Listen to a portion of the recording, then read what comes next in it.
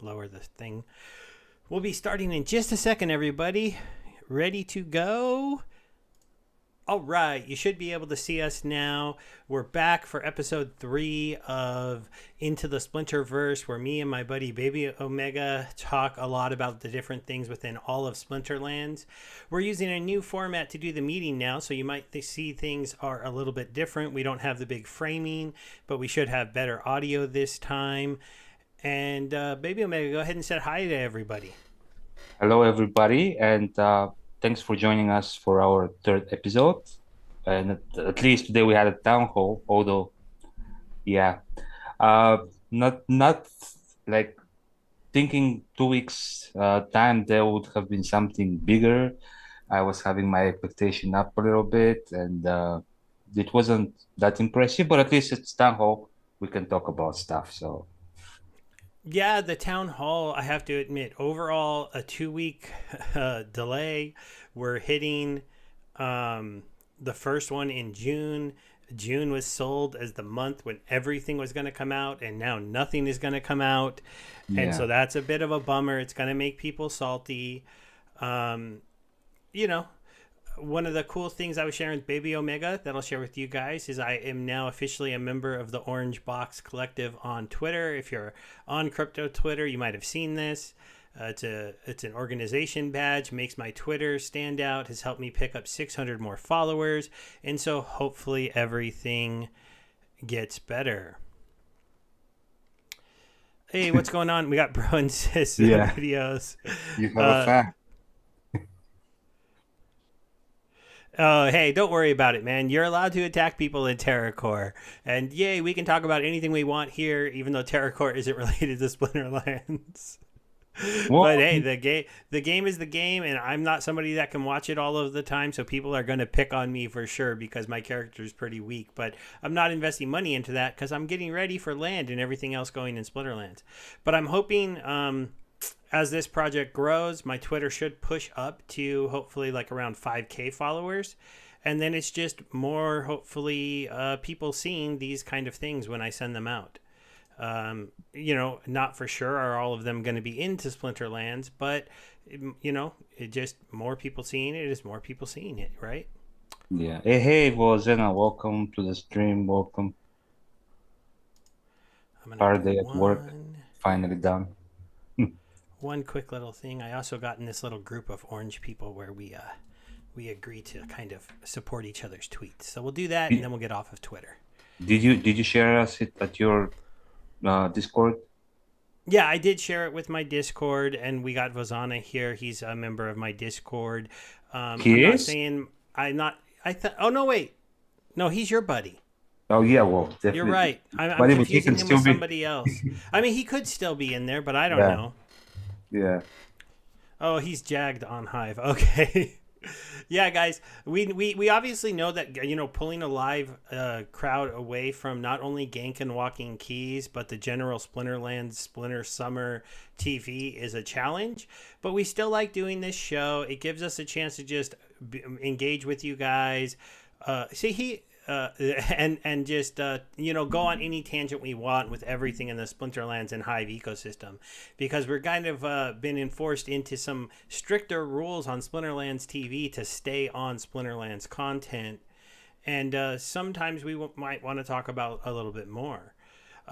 I was going to, I like having the town hall recap post to help guide us through the discussion. So that finally came up, so we can pull that up on stream. I'm going to Awesome. make our faces a little bit smaller just so we don't cover it. And then we can kind of just go through this.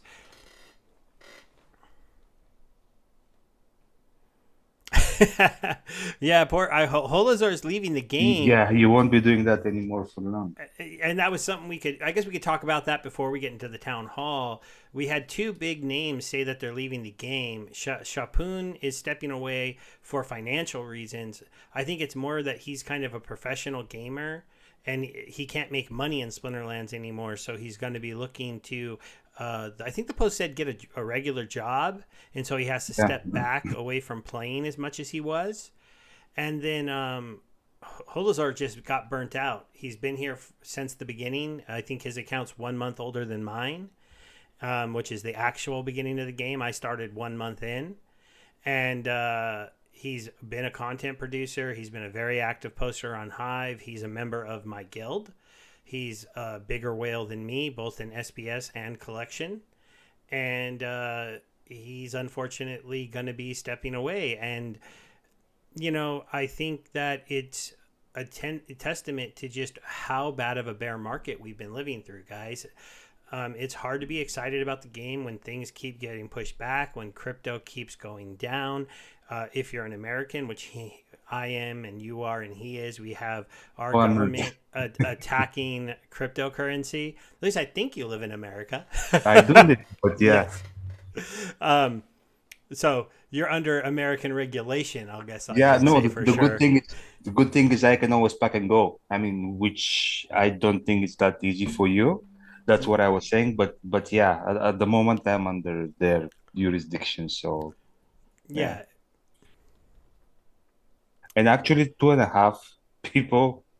I mean, we don't know yet about Gene for sure, but I mean there was some fire sales on his side as well, and that might be indicative of him also thinking about jumping ships. Although I don't, I mean, he has business build around the game, so I know it was hit pretty hard with the 1DC fee for listing and whatnot, but still, I mean, I don't Yeah, know. and he's indirectly related to Archmage, so bots being banned in Modern probably didn't make him feel better either. He's not a direct person from Archmage, but you can manage the Archmage bot on his website. That's Oh yeah, fully it's more like integrated.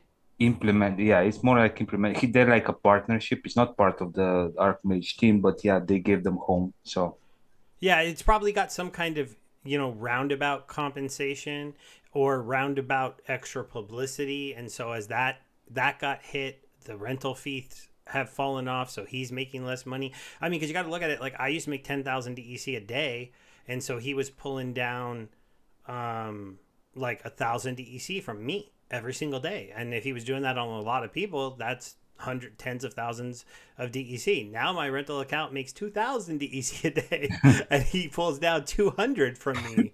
Um, so but it's yeah, interesting it's because rough. he's involved, like he's deeply involved in the Splinterverse in general. I know he's very, or at least he was very involved in the GLX. He was buying GLX like crazy. So I don't know if he's planning on living just Splinterlands or just the whole ecosystem. But yeah, Matt's saying in the chat that Holozor is going to stay around for his land, so that's good to hear. yeah, I'm I knew hoping he had he'll land. come back. Yeah, and I have a feeling that like a lot of people, even Shapoon, I don't think he said he was dumping all of his assets. I think he said he was gonna stop playing them, but rent them out, even though it doesn't make very much. Um, because I don't think people. I think people want to see crypto. If you've been here a long time, if you can, and I would, not financial advice, but if it doesn't hurt you, try to make it to the next bull run because it should be next year on the tail end of the year. And I think normally people would say it would be the year after the Bitcoin halving. But I kind of believe because next year is an election year in the United States, the party in power tends to pump the markets a little bit and ease up on any new regulations. And the only thing that might counter that is the party in power is also attacking crypto.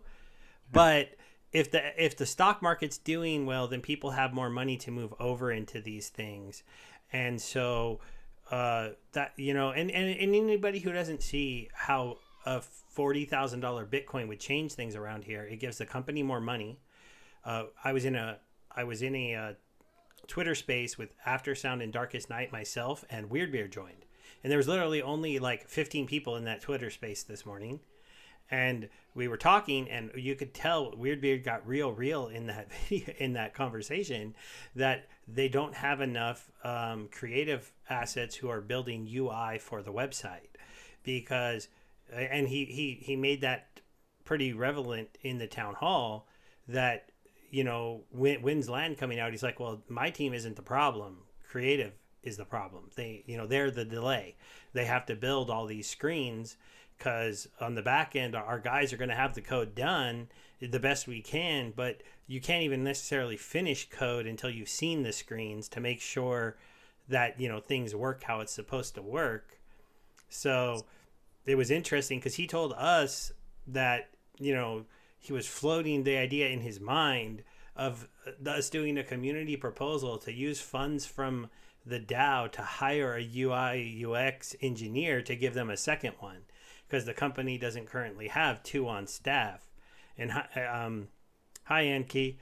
And to me, to hear him say that, I was like, whoa, that's pretty wild. Hashtag alpha.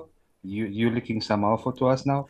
Yeah, well, he did it on a Twitter space with After Yeah, Sound and Darkest Night and like 15 every people. So exactly. So it's alpha. yeah, so it's alpha. Well, I mean, it's about talking about propositions. Somebody mentioned it was towards the end of, I mean, towards the end of the questions. I think somebody said we should make a proposal, the DAO to spend the funds to buy an island, and we move there. That's an idea I like more. I heard that one. I just don't know if that's legitimately like a true thing you could do. I think it would be No better to problem, man. find see if you could find a country that was for sale than an island or a plot of land, because the Actually, problem no, with there are a lot of islands I think for sale. Just like well, yeah, but the problem with islands is they don't usually come with infrastructure, and they don't and it's expensive to build.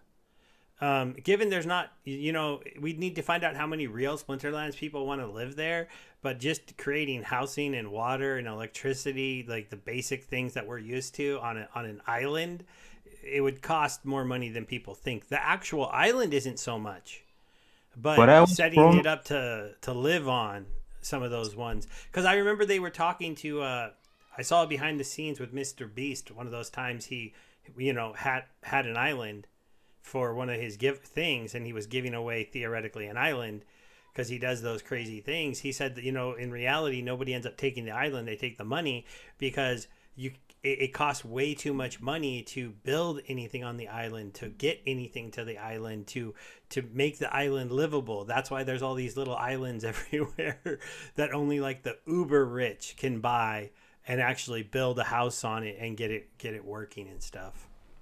But I was promised that Uncle Aggie will make us so rich, so we'll have no problem getting the infrastructure up. So apparently Cryptomancer already lives on an island in the Pacific, but is it not a country, Matt? That's interesting to know. But it have to be like an island that has a way for people to get on and off it, because he said he was about to go travel the world, right? I thought he lives in Japan. Well, maybe that would be that. No, that's not in the Pacific, right? Japan's, is it? No, I don't know. I haven't done geography in quite a while. Yeah, well, I mean, I'm sure we'll get there, but yeah, it was more of a joke. I know it's the SPS doesn't have the power to get a silence now, so and also for the same reason, I don't think it's a good idea to have the DAO hire those UX UI people, and I don't know, maybe the company can, but Yeah, but that's where the company needs. It was interesting when they asked Agro, and I know we're going way out of order right now, but when they asked him whether or not he had enough money to run the company for a year from today, and his answer wasn't yes, it was I think so. and it was the, depends. Yeah, it was yeah, depends. and it was like regarding crypto not going down, and I mean, like, it's kind of funny because I listen to a show every Monday with some pretty smart people that talk about what's going to happen. They both kind of agree the economy is going to go down for a while, just because of everything the Fed did with printing too much money and raising interest rates too high. And this is getting way off Splinterland's topic, but it's related to our investments into the game. So they both agree that that's all going to turn around and go down, and the stock market's going to go down. It's just one of them thinks that Bitcoin is not growing up enough yet to be not connected to that and will go down with it. And the other one is saying, look, Bitcoin has already proven that it's grown up enough to ignore that and head in the opposite direction like gold normally does, because you have the SEC basically they went full guns a blazing against the two top cryptocurrency exchanges, and Bitcoin kind of just went, eh, whatever. I'm just going to chill right here at 25, 26,000, go back to 27, go back to 26, but I'm not dropping. I'm not going down to, teens or single digits. We're just chilling. And it's really get to the point now where it's starting to seem like the only people who have Bitcoin are people who don't want to sell it. So that's an interesting thing. And if that's true, if the stock market starts to plummet and people are selling to get out of it and they want to put money somewhere and Bitcoin is going up, and Bitcoin is the only thing in the United States that is a legal commodity for sure, well, and BlackRock or Fidelity have an Yeah, ETF. like you mentioned, a lot of nice stuff. Some World Trade, something which I wasn't Well, familiar with, but it's also funny because there's been kind of a running joke in the crypto world that we wouldn't get a Bitcoin ETF until BlackRock wanted to make one. And then now they've put in the paperwork to make one. And somebody on Twitter Spaces I was on this morning said a stat that BlackRock is 575 out of 576 on approvals with the SEC and like the people for the stuff they want to do. So they've only been turned down one time. So well, if you go by that track record, BlackRock will get to open an ETF, and if BlackRock gets to open their ETF, then Fidelity would get to open theirs, and then the few other ones that they've been delaying and putting off, they'd have to let through. And some of the people are saying that the reason this is happening is because in the more recent lawsuits by the guys that are trying to get the ETF that were getting denied and took them to court, the SEC is losing those court cases. The judges are telling them that you can't do this. It's a commodity. How can you stop someone from having an ETF of a commodity? You've said it's a commodity. It's codified pretty much in law that it's a commodity. It's not a security. So there's no reason, like every other commodity in the world can have an ETF. You're just, arbitrarily saying no to this one. And that some judges have been starting to say that. And so there's a good chance we get it. well, I mean, yeah, but aside from the ETFs, I just said he was mentioning some World Trade, something that they're going to get. Also, they're getting into crypto and getting tokenized. Or I mean, since I wasn't familiar with the trade thing itself, I didn't get exactly what it was, but he was saying also amongst the things that he sees as very big and something that he was pretty much very optimistic about where the things are heading. Yeah, like next year, as we head into a Bitcoin halving, if Fidelity and BlackRock, two of the biggest financial things, launch an ETF for Bitcoin, and at the same time the stock market starts to go down because the Fed printed too much money and raised interest rates too high, and the thing that they said on this is that what an ETF does is it lets anybody out there who has a investment fund a way to tell their broker to go buy Bitcoin. And today they can't tell them that. Like if you go to a regular broker and be like, "Can you buy me Bitcoin?" They're going to say no. They're not allowed to. There's no function or ability for them to be able to do it. If there's an official ETF that's spot, then they could go, yeah, I can put 10% of your money into Bitcoin if you want, or 5% or whatever allocation you want. There's an ETF. This is what it is. This is if Yeah, it's that's more what you about want the to do. So custody, the custodial part because people are kind of afraid, like you lose your keys, you lose your money. So, yeah, uh, but that's not what most people are concerned with. Not most people. Most people in crypto, yes. Not most people in finance, because most people in regular finance are already used to the banks holding all of their money. They're already used to BlackRock or E Trade or any of them holding all of their money and but that's holding what I'm all saying. of their stocks. They're used to that world. They So want somebody holding their hand. They want yeah, somebody get to hold their assets so they don't lose them. Because if they have to buy that by themselves, if let's say they need to go to Coinbase or whatever they go and buy them themselves, then they have to store it, and that's the problem. So now when you have an option of somebody offering you custodial services, then you're like, okay, I mean, yeah, if I lose it, it's on you. I mean, you have to compensate me or whatever, but you keep it. I don't want to keep it.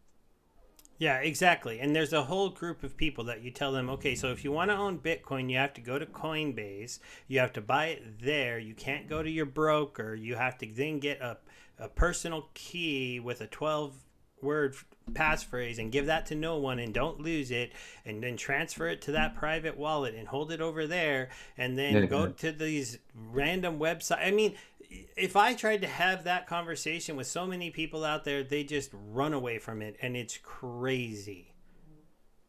Yeah, we have See, already and somebody Solving Chaos is interesting. saying Yeah. he'd buy it if it was there, and that's the Yeah, point. take my Like, money.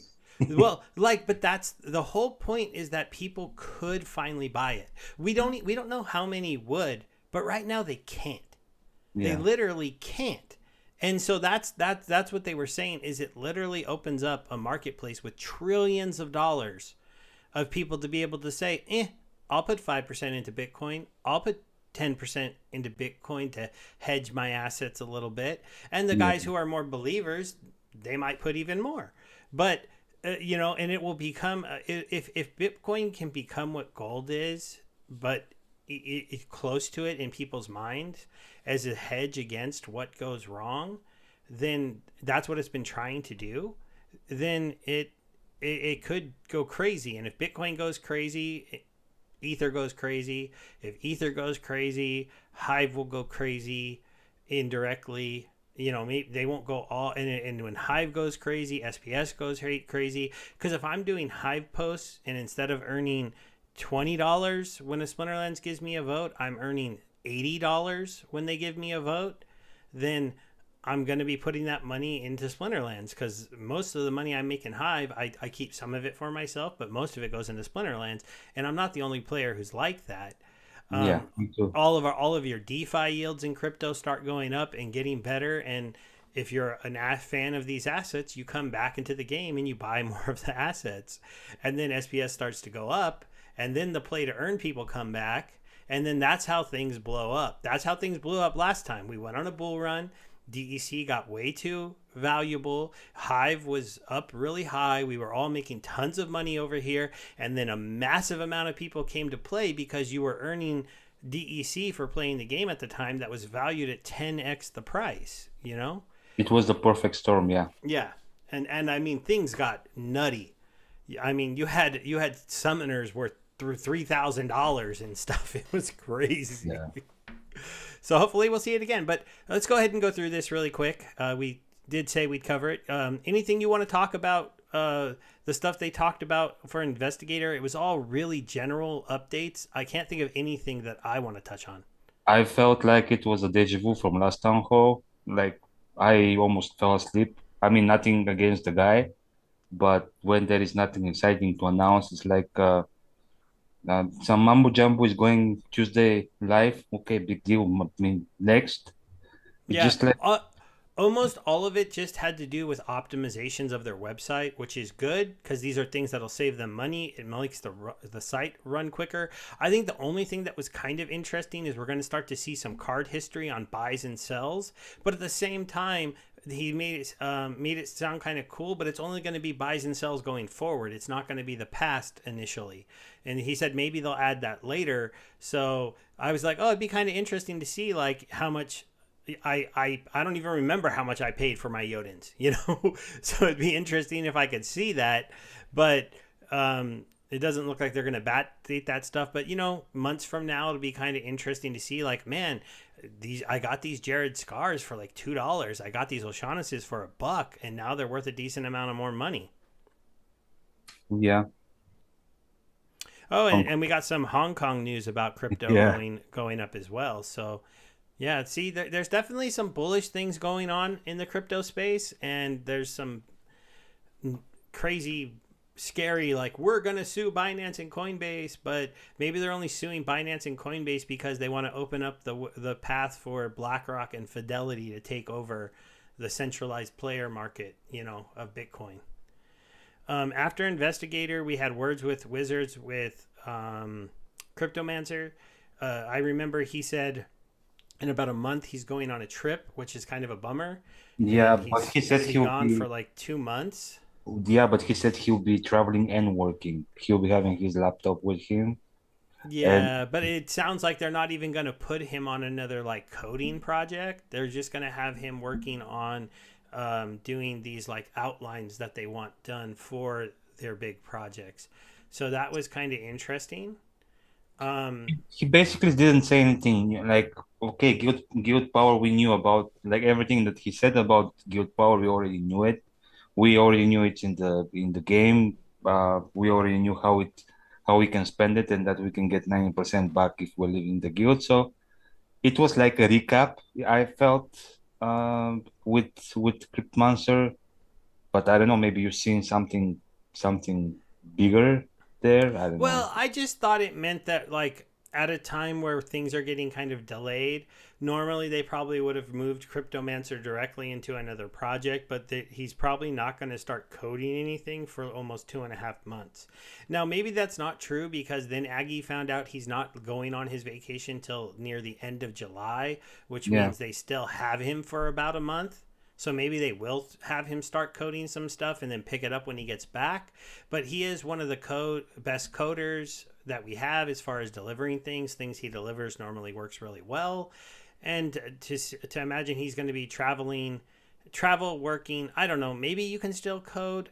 I don't know because Aggie said he didn't know if he'd be able to get a I don't know. He seemed iffy on if he thought he could work at a high level. And also, they said the next things he was going to be doing instead of actually starting to code something was to get into the game, get into the more the planning thing. Like they say that they have Land 1.5 all planned out already. And so now he'll be planning out maybe the guild expansion all the way and maybe I don't know, SPS validators all the way or something like, doing the outline of when we're going to do this and when we're going to do that for the upcoming ages that come after the current one we're in, but not actually getting into coding. Well, maybe that's a good thing because from what we figure out, our bottleneck is creative. We're not lacking resources on dev department, so um, maybe just same as Matt. Yeah, he's a good coder, but he's a brilliant mastermind. So it's like whether you have him better coding the game or creating the game in his mind. So maybe with Cryptmonster is the same. It's like maybe he's a really good coder, but maybe now that we have some like we have PGA, we have Hardpoint, like people that also supposedly are very good, maybe he can do a lot about piecing, like connecting the pieces together. Yeah. What did you think about this? This was a disappointment for me. So the 5-year anniversary event ends in 10 days. Now they're seeing prizes will be airdropped, but you'll need to claim the prize. But it means there's not going to be an event. So when they first mentioned this, I thought they said that when they were giving out these prizes, they might be doing them on like an event where they would go live and they would, do the raffle to see who won and we'd be in the chat and like people would be freaking out because they just want to track live and it would be like a fun event, like a fun stream. And now Or it's just going to be it might still be the case. I mean, it's just like they said that the draw will be done and then the results will be predetermined. And after that, you can go and claim, so they can still do at least part of the drawing live or whatnot. okay, But yeah, maybe it didn't seem like that when they were talking about it. It seemed like they were still going to be, and maybe I don't know if anyone in the chat knows anything different, but it seemed like it was just going to be like they're going to say, well, if a claim button showed up for you, you won something. Go hit the button and see what you won. yeah, but Um, that was the actual claiming process because like a lot of people were interested how will it work? How are they going to get their prices? How will we make sure that it's fair because it's not like first come first serve or whatnot. So I think that he was explaining more like the mechanic of how it will be done, and I thought it will be done in a very nice way. Like makes a lot of sense. But yeah, I mean, definitely if they feel like, but you see, they're getting down with the streaming stuff instead of apps. So I don't know if they wanna because it's a lot of prizes. It will take hours if you're planning to draw all these people and well, then it top of depends. all It celebrate. depends. It depends what you're using, right? So like if you're giving away 100 titles, you could press a button that picked 100 winners. Certain tools will do that. All the The titles, they're not more problem because advanced. they're leaderboard stuff. So they Oh have yeah, well, isn't there something they're giving away a lot of? I forgot. Is it packs or something? packs and like different edition packs and I think some cards and but yeah, the titles are only in the leaderboards. Yeah, a bad example, but you could pick 50 winners. There's plenty of giveaway tools where you could go, here's all the entrants, give me 50 winners.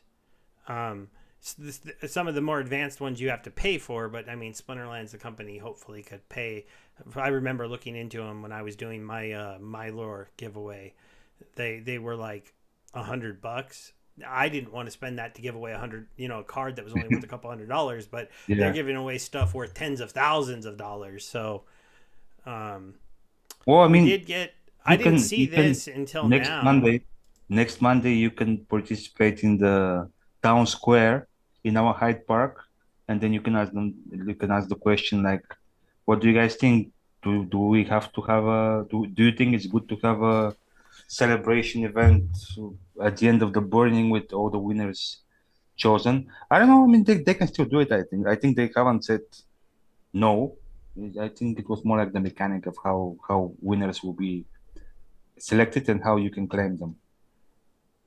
Yeah, so look, we got it. We did get a new roadmap, so things are officially pushed back to up to August 1st for land, for SPS staking, for Soul Keep. Though it did seem like Soul Keep will come out the middle of July. It sounded like to me that he said that this could come out as soon as the beginning of July, but because of the holiday, that they'd probably be targeting more like the second week of July instead of the first week. Is that what you No, I felt think like? that's I think that was for the SPS taking. That he was like supposed to be on the third, like the town hall is supposed to be on 3rd of July, and somebody asked him like if we're going to have town hall on third. He said, well, maybe we should have it because around that time we're going to have SPS taking live, so we have to have a town hall anyways about that. So probably we'll be having it, but he said also depends if it's ready by then, like it will be on TBA. Like, Yeah, but I'm pretty sure that when they said later on Soul Keep, he said Soul Keep now is reaching its final QA stuff, and yeah, it they're might have testing. been, Yeah. and then they're going to start the QA testing like next week, and if it went well, it would almost be also. I think they're both theoretically going to come out that second week of July. No, yeah, it's Um, pretty soon. I from what I heard, like it's almost ready. Yeah, he wants to run it.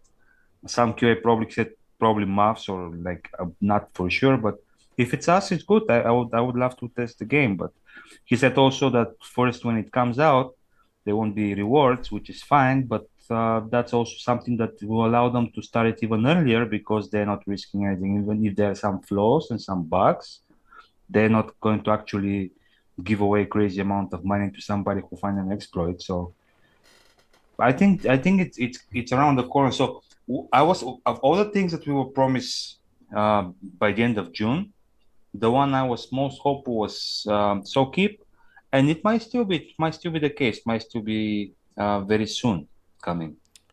Interesting. We still have a promo quarter the quarterly promo card theoretically coming. It'll be interesting to see if they revamp the sale and the price this time to try to sell more copies.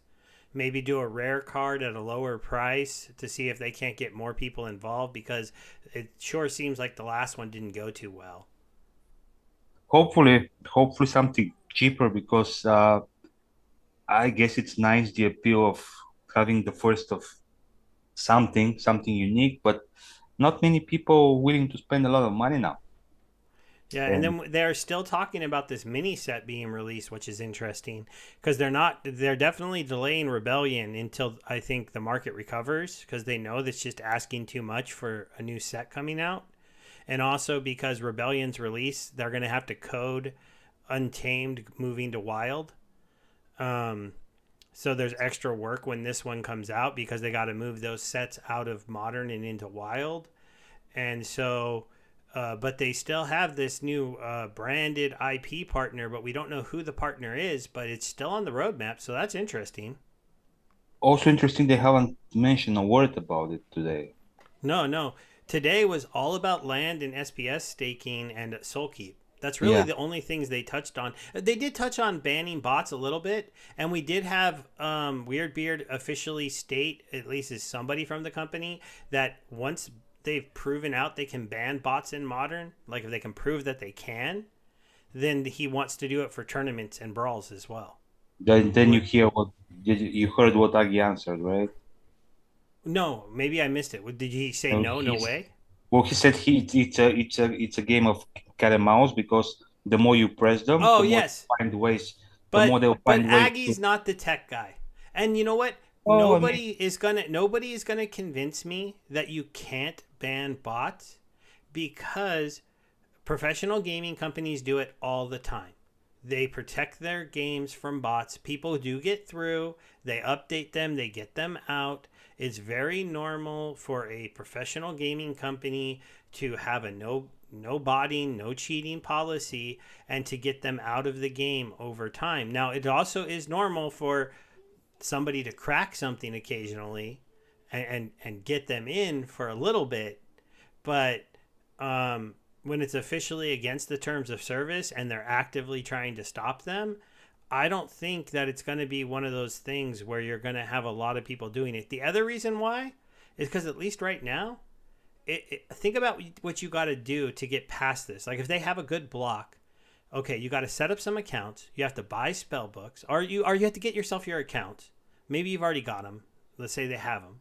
You have to stake your SPS on all of them, load them all up with cards, crack whatever security Splinterlands does have, and violate terms of service, which we haven't codified what the punishments are going to be. But Weirdbeard on that little space and today said it's going to be in the TOCs. So there's going to be a punishment. And I don't know if it's going to be mild or severe. So you're going to have to do all of that. And right now, you're not even going to be making very much money. And what if it's account ban? So you lose all your soulbound cards you earn because that account got banned for botting. It's like you can keep your cards that you have on there that are your cards and you can move them off, but your soulbounds, they're stuck there now. yeah, I understand, but the point is like what you were mentioning about proof of concept and then moving into Brawl and tournaments. In Brawl and tournaments, it's way harder to detect actually somebody is botting, unless it's a live event. And he was saying when you don't touch the bots, they operate like very visible because they don't care about like there is no severe punishment, there is no reason for them to hide. But the people creating the bots usually are smart enough. If things start cracking up, in every security there is a breach, and the companies that you are mentioning, they have billions of dollars of budget. They have teams of people constantly, as you said, updating. If somebody gets through, they update it. Next time they catch whoever gotten through. Splinterland doesn't have the resources to put people just to try to fight the bots. So I'm what I think, my personal opinion is they'll put something out, like some basic protection system, and they will be counting for it to act as a scarecrow. And that might work. It will be no way complete solution to bots, but at least they can say, okay, we did that.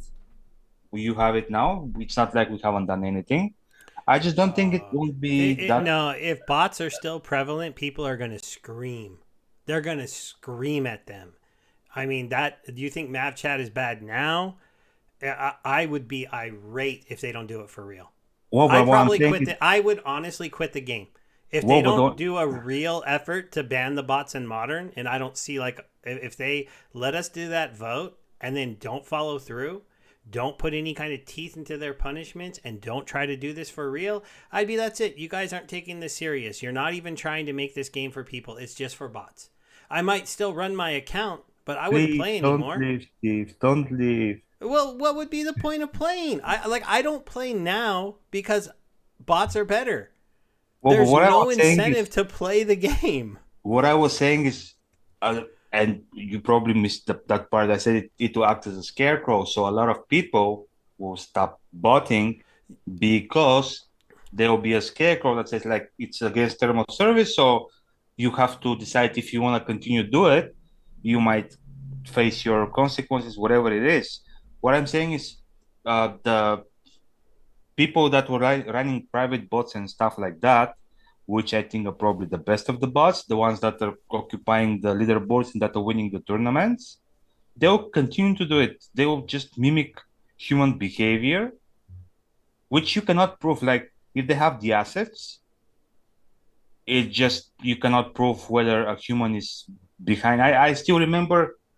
I don't know which guy was. He was I think with Keys and Gang several months ago. He was explaining how he was creating a bot before. He created a bot, and where you can actually see how the bot is on the screen. It's like moving the mouse as if choosing a team. You know what I mean? So uh, I'm just saying it will take the majority of the mainstream, like it will take the uh, likes of Splinter Mage, Archmage, Xbot, and Splinter Mage, and maybe that will be enough because now that's mostly what people are complaining. But the high-end bots, the private bots, the Boobke bots, I Well, don't no, think. but I mean, we all know they bought. Those accounts are going to be watched like a hawk. We all So, know the Bupkey Immortal Gods bot. We all so know they private bot. It's not even a secret. You okay, think but they're now, not going to get in trouble? well, I no, mean, I think they if they won't don't, because you cannot prove it. I mean, we all know, but but knowing you if don't you go to have to court, prove it. You don't have to no, you prove have it. to No, because you don't. well, at the end of The the T's day, and C's say you can't bot, right? When they put it in, T's and C's say you can't bot. All they have to do, and as much as this sucks because it's their game, their company, their T's and C's, pop up a message on your screen that says we think you're botting. You didn't press a button that says you're not because they're not there. They're not actually playing. You're a bot, and now you've broken the T's and C's and you've done whatever punishment that we've seen fit. Now I don't know what that punishment will be. I disagree with the idea that an account ban is too bad. I think that if Stever82 breaks the rules for modern, I bought in modern, I should lose the ability to play under Stever82. I should be punished that bad because I've made a conscious decision to break the rules that they've set in place for my own personal gain, right? I've decided to do that to make money off of the system and hopefully pick on a bunch of newbie real people with my elite bot. So it's going to be just demolishing everyone out there who's all rusty from not playing the game. That is a heinous crime once it's against the rules. I would fully understand. expect my account to be banned. No, you can't take my assets away, right? So I Well, can still yeah, I don't I wouldn't support that because I paid for those and they're supposed to be my NFTs, the ones I paid for, and the soulbound ones I don't know. We'll see what they decide on that. I'm not sure those are mine yet. Maybe you could say they are, but they're stuck on the account and I'll have to still unlock them however they were meant to be unlocked. But I could see completely that my account's just not allowed to play modern anymore. I just never again. I could go I play wild. and I do understand, but my point is the like just because you suspect somebody of botting, because people are talking that they are, if the bot is updated to mimic human behavior behind the screen, then you cannot say it's a bot And because no bot is going to mimic humans yeah. perfectly. Oh, Because if it did, then it wouldn't be any good. Who's going to run a bot that loses at the rate a normal no, human no, no, not loses lose, at? not lose. Just Also, team like, select team selection will be like as if you're selecting your team. It will be choosing on like it will be clicking on some like it won't be an API, it won't be a script, it will be something running on screen. Like see, again, you're talking about people completely redesigning their bots then because everything is done through the API now. So you're, when you're, there are you're a lot of telling money me, at stake, man. but there isn't a lot of money in Oh, but play there is on for stake. them. There is. I mean, that they're all participating in these huge tournaments with like Alpha Gold tournaments or whatnot, like But where the but big money is. you don't have to bot Alpha Gold tournaments to win. You just have to have the cards. They're that rare. I go play alpha tournaments sometimes, and I can make the money because I have two alpha decks. So Okay, I you have can a make. I have a fire alpha deck and I have a death fire deck. I used to join the alpha tournaments all the time, and if I got fire and death in every match, I would usually win because there were literally people joining those tournaments who didn't have maxed alpha cards. They would only have like level 4s Yeah, I because was talking the about not. payouts were so huge. The Yeah, I'm same not thing. talking about. This, yeah, but the gold ones are the same way. If you go look at those accounts, some of the people rent like level 2 golds, level 4 golds, and they just get in there just because it pays out to like what 30 people, and there's probably only like 10 that have legit gold foil alpha decks. And my point is like that the highest the highest place pays the most, right? So that's where the fight is about. Like because maybe you're content joining and doubling your SPS for you might be okay, but somebody that Oh is no, even placing decently in those, you make like a 5x. okay, But first place is probably like 20x. yeah, probably. I'd have to look at the So payouts again, but they're ridiculous. But so they're also changing those. Weirdbeard said today that those are gonna change. Those big tournaments aren't gonna be there soon. but That's there's the still be tournaments and you're making the bots once. And if you have customers, because if everybody in Immortal Gods is running a bot, I'm sure it's not charity service. I'm sure he's getting paid for that. So I mean, I'm not sure, but I'm speculating. Like none of this is sure. We're just speculating here, but probably he's having some sort of payment. I don't know. So Look, the whole thing here is the whole community has demanded that we try out a player versus player only version of this game. And now I don't understand. Yeah, the company decided we were going to do it in modern. If they yeah. don't do everything they can to get those bots out of there, if I'm playing Bumpkey and he's still playing perfect teams, if I'm playing the Immortal Gods and every time I still am seeing a perfect team, I'm gonna go to them and be like, you guys have got to get these people out of here. They're still botting because they're still How playing would the you describe? perfect teams. How do you describe a perfect team? Oh, you can see the perfect teams. There are plenty of tools out there that can tell you what the perfect lineup is for a bot for every single rule set. There is plenty of data out there to see that at this point. That is why the bots are so good. The I only thought thing that it was the supposed. only thing that limits the bots from playing absolutely perfect hands all the time is your card collection. When it But I comes thought to every strong deck has a counter. Like everything can be countered. That's at least what I heard. So no, that's not true. It's not true. Not in this game. There are certain rule sets and mana sets where one team can't lose. They just can't lose. There's no way to beat that team. It's only now in the higher manas. That's not true, and that's why I like the fact that the higher mana is true. But there are certain like 13 mana rules where if you don't have Epona and you don't have that green team, you cannot win because the bot will play failed summoner, Epona, the 2 cost healer, the 4 and like so that and that's only 2 1 2. And then the other cards are usually some variation of Masilla Slipslong to do another triage. So you got double triage in the back with a heal on a failed summoner with an opponent who has a repair, and you've given yourself armor. And then usually the bot team throws in an extra armor buff just in case to make sure that they have armor so the opponent can do the repair and have the triage. And if you don't have that one card that's like $500, you can't beat that team. You can't. Not at 13 mana. There's just nothing that beats it. It's Lama Stone wild. Golem. How about Lama Stone Golem? No, that will lose. How It'll about it'll it, Lama Cube? Nope, it'll lose. How? Like they don't Because have enough. They cannot have enough damage to get down the well, cube. no, I'm modern. There is no llama cube. Okay, okay. Sorry, there's no llama. There's no llama golem either. Yeah, No okay. llama golem, no flesh golem, no cube. None of that stuff is playable. And at 13, llama pellicor is There is. not an option. It's not. No, Lama. Yeah. Why it's not? Llama pellicor is 14, not Oh, is 13. it? Yeah, Okay. 7/7. So there is no 6 card beastie green card or neutral card in the game at this point that you can llama anything. Yeah, Llama, yeah, Matt. yeah, Sorry, it is Matt is 13 mana, right. but Llama cube, but that's a whole nother thing. At 13 mana wild, it's just llama cube.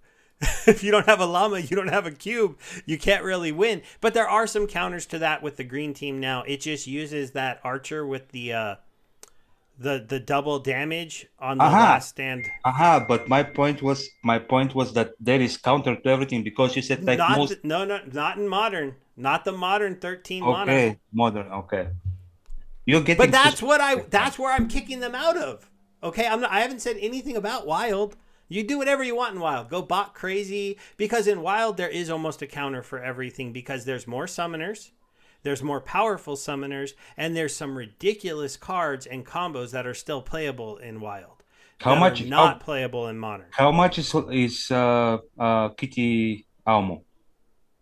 14. 7/7, almost 7. Oh, Kitty was not 6. No, Oh, kitty is 7. okay. The smaller kitty, the other kitty, you're talking about Biz Kitty, right? Um, Yeah, not not Lily. I'm yeah, talking not about Lily, because they're the both other kind of girl. kitties. Yeah, I'm talking about the other girl in the house. Yeah. Uh, Yeah. Vampiric Blossom is the cube killer. Matt is correct. That's a wild combo stopper because the cube isn't even in modern, so we never see the cube. But yeah, yeah. there's and you can How about technically I think fail. Let Kitty me see. Boy Dragon? Let me see what this lineup is again on mana because it's 2 for the sailed summoner, 1 for Epona, 2 for the healer, 4 for Mycella. That's 9. That leaves them with 4 more, and then they play a lot. Whoa, The archer that gives them double armor. The bird, the neutral bird, the 4-cost bird with armor. so how much damage this team has? Um, I forget how much And it it's ends up and having. it's a magic damage. Yeah, it's magic damage, but they have double triage and repair Whoa, and heal.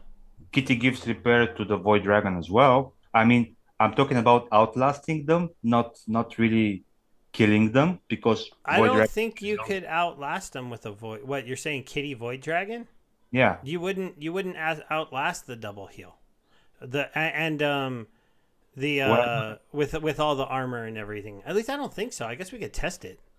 well, yeah, I mean, because at some point Tower Griffin, yeah, Eli, that's the name of it. the fatigue Or the or fatigue or take out. or or sometimes they don't play Tower Griffin if they don't want the double armor. He's right. They put in Blight, and then Blight will affliction you eventually.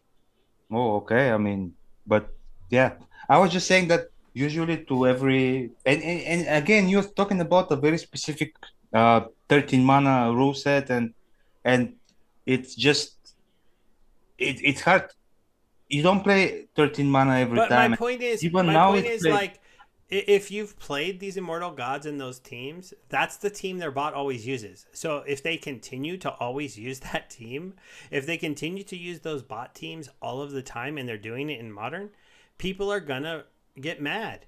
Because there's But see, plenty of the people, build. Cryptomancer, myself, you're going to have like all the streamers on Splinterlands TV screaming at the team that you said you were going to ban bots and you didn't. They're still here. They're still winning. They're still at the top of the leaderboard. And so they're going to have to make a real attempt. And if they can't figure out how to stop the user who's using a bot, then the easy way to do it is say you violated terms. You're suspended from Modern for the rest of the season. And Well, you but can fight. You can go to them and cry and say, "I wasn't a bot. I wasn't a bot." This is normal T's and C's violations for any game out there. I don't know how many times WoW banned people and they said I wasn't botting. I don't know if they were telling the truth, but their accounts got nuked and Blizzard didn't care. They just said, "Bye. We Oh, think you botted. You're done." And yeah. so that's what Splinterlands can do now. Because they sell they've sold their cards and those are their assets. I don't think they can nuke your assets, so they'd have to let you transfer your cards out, maybe send them to a new account you set up. There'd probably be community support for not letting them just Yeah, they steal don't have all of your cards. they don't have But no access to your assets. You have your assets in your wallet, so yeah, and I have some appreciation for the botting services and stuff like that. It's just the players spoke when they passed that proposal. They want a place for us to play without bots. They just do. They want there's but enough that's what people out Pocket there that want that. And if people are going to go against the community and try to circumvent that to make money, I am all about extremely harsh punishments for them. I hope they're harsh. I'm I sure there'll be people, and I'm sure that most of them will go by not because the team has not done a good job, not because the team didn't try, but because whatever the wall is, there will always be a Mexican way to go under or aside or whatever it is. But So at some point, the effort is going to outweigh it. It has to outweigh the result. Like, because all the bots today are made the same way. They have databases of the best teams, and then they those just bots get are the gone. rule Yeah, sets and they I submit agree. they're all made the same way. The only difference is really the older bots, like the bump key bots. The thing that makes them better, the Immortal Gods better, it's not that their bot is that much better, it's that it's been around longer, so it has more historical data to use. But Archmage is already just as good. If you give an Archmage deck, they prove this.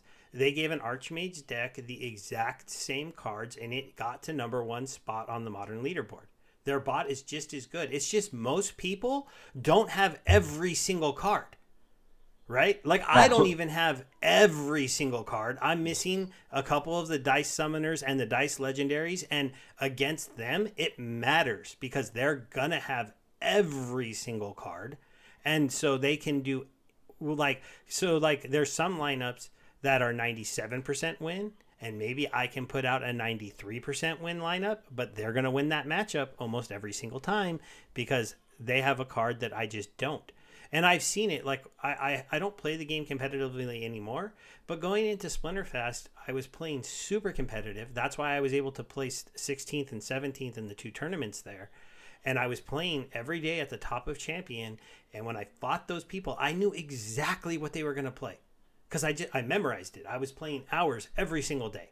And it was so annoying because I'm like, I just can't beat them because the card I need to beat them, I don't have. And then, but that made me feel okay because I knew what I could do to be competitive. And then when I went to Splinterfest, I had every card because it was a ghost yeah, card tournament, and I yeah. played really, really well. I only lost like a couple matches the whole time. I made the top 16 once. I lost that match 2-1 against a really good player. So I felt like I knew all the best teams to play in almost any situation. But if you didn't have, like, if you for a while I didn't have a Max Mylor and I didn't have a Max Lorena, that was getting me crushed.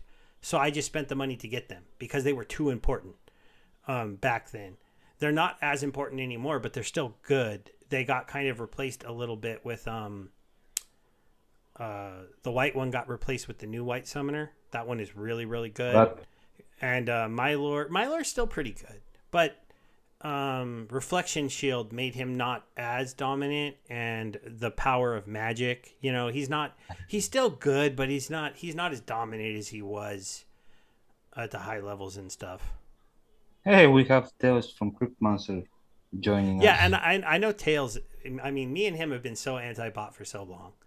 And people think because I use a bot, I'm not anti-bot. It's not. It's just I gave up because the team didn't say they were going to stop bots. So I said, that's it. I'm done. It takes so much work to compete with them. I can just have Archmage fight with them. I earn great rewards, and I don't have to, do what I was doing before. But I would love to play this game competitively. I would love to stream champion matches and have it be competitive.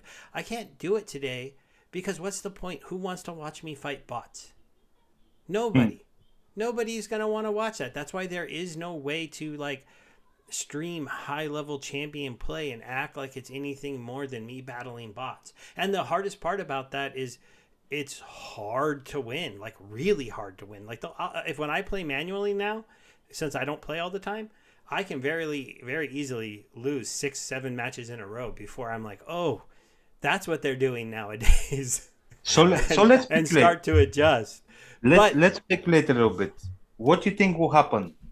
Immortal gods will stop playing in modern. Well, they're probably not anyways. They're probably playing in WoW. So they have every single card, so I think they play in wild anyways because the yeah. rewards are higher. So I So it mean, that's doesn't my affect them. concern. I honestly think that when this goes to place, most of them are gonna switch until they figure out what they're doing. But it really comes down to what the punishment is. I So think what I'm he's saying is right. they're not even in modern. So I don't know where we even talk about there, but I was Well, you just were the one bringing up that yeah. they had No, the I better brought it up bot. on a totally not another on totally different note that whenever there is a will, there is a way. Like there will always be a loophole no matter how good Splinterlands do their job. There will always be a loophole for somebody I don't that know is because good at you know what, programming. I would believe it more if it wasn't a relatively simple card game. I mean, the thing is that Archmage and all of them have databases. Splinterlands can very easily have these same databases. They can very easily see what is like the top 2 to 3 teams that should be used for any given rule set based on historical data. And that's still what bots are going to pick. And nobody who's going to try to break the rules is going to purposely make their bot lose games to make it more human. So you're going to see an account out there that's winning, 90% of its matches, Do and you remember? people Do you are going remember to the issue? assume that's a bot. Do you remember the issue with was it not some of the way and somebody else that were banned from a tournament because they were accused of botting? Yeah, because they were spreadsheeting, which is basically Exactly. botting. Well, no, but you cannot No, it's forbid, basically botting. but you cannot. I understand it's manually botting, so I can't stop you from doing that. But if you spreadsheet 100 different teams to use, I mean, if you've got a spreadsheet that says this is a team that I use on 13 mana, 14 mana, 15 mana, 16 mana, 17 mana, 18 mana, like and rule sets, you're basically doing the same thing the bot does, just manually. So Well, yeah, they exactly, but that's are what the difference they between are manual they play are and manually botting. well, Um, but let's just that's put it this way: contradictory, man. if you went to a tournament and said I want to bring my spreadsheets, they'd say no. Whoa, I understand, but that's what I'm saying. The Splinterlands cannot do anything to control that. And they can always when they say like when they go and somebody I mean we're going to ban you because you're playing the perfect team every time. They, Yeah, well, to be no, honest, I have if I was running a tournament, I would ban both of them too. I'd be like, if you guys are going to come to this and you're going to use spreadsheets to pay perfect teams all the time so you can win, you're not invited. You're not invited to my tournament. It's my tournament. You're not invited. okay, yeah, Because, you're I mean, but don't get me wrong, you can study those worksheets, but if you're going to have them up to the side of your computer and do it, and I understand why they did that. I'm not mad they did it. It wasn't against the rules at the time. It's not against the rules at any other time. But I had no problem with somebody who's running their own tournament saying you can't play because I you guys. understand, but you cannot ban them on base of you like sort of you beat me then you so you're bot. It's like yeah, I mean, whatever it takes. Maybe there's super smart people that they memorized all the perfect team for all the rule set, and they're playing it like. I don't think that could be used as an evidence just because you're submitting and yeah, if they have interest, they can make the bot every now and then submit not so perfect team. Like if that will Well, allow you to automate it. at least then the bots aren't going to be that efficient anymore, and people are going to Okay, beat them. They're not going okay. to lead the leaderboard, right? So that's I a mean, win. if you really want to throw it enough to make your bot lose enough matches to not get noticed, then at least you're not going to be at the top of the leaderboard anymore. Because there are some players who are going to get good enough. Because if I start playing the game every day, I have almost every single card. I'm going to learn the best lineups again because it's not that hard to learn them. There's a little bit more variation in Modern than there used to be, mostly because of all the new summoners that have come into the game recently and a few of the promo cards. But it's not hard to get good at the game um, if you're playing every day. The problem is that if your opponent is almost always perfect, it's just frustrating, and it's more frustrating because you're Oh, like, I know. I, I have the same I, frustration. yeah, because they're always perfect. It's like you're good, but they're always perfect, and it takes some fun out of the game because if your opponent is always playing a perfect lineup, then you always have to try to think to play that same perfect lineup or an adjustment to that perfect lineup. It means you can't use the cards you want to use. Like I would love to just be able to play the game and get a new card and just be able to try it out for a while and win some matches. But if you go and try to use Zuriel when you're not supposed to in a non-reverse speed match, or maybe a match where she can't miss because of the rule set, you're toast. The card just misses and misses and misses. And it Well, doesn't hit at, anybody. at least I'm happy that Alex Toro agrees with me. I don't know. I mean, at least one person agrees with me. Well, yeah, you could make your bat. If you make your bot lose, which would be so. Again, this is a funny thing to imagine right now. Now, maybe if SPS is at like a quarter or 50 cents, I'd agree with you that somebody's going to do the work to try to get their bot in here to win. But to say that they're going to like make this magic bot that can circumvent the block Splinterlands have put in place, can't be detected by anybody, so it's got to be programmed to lose a little bit, otherwise it's going to draw attention. And if an account draws attention, I think it'll be easy to see that the bot is playing, not because in no simpler way than anything else. Splinterlands, I mean, Hive has this little button now for chat, right? And you know, you if you're online and you're playing the game, why can't I ask you, hey, are you online playing the game? And if you don't answer me and you're theoretically sitting at your computer submitting teams, especially because if you're going to play like a player, that means the bot isn't going to play how the bots play today. The way the bots play today is they do they play on a time schedule, like every 45 minutes, every 15 minutes, every That's 20 because minutes. there is no regulation I know, but so whatsoever. you've got to change it so that it comes and it plays, submitting a match every 2 to 3 minutes or 1 minute. You got to make it vary it now, and use up all that power. And then if you get suspected, all the team has to do is reach out to you within the game, which they're getting close to being able to do in some way or another. Even send you a pop-up that says click here, and if you can't do it, you're guilty. Steve, there are bots that are solving captchas. Captchas that they know are there.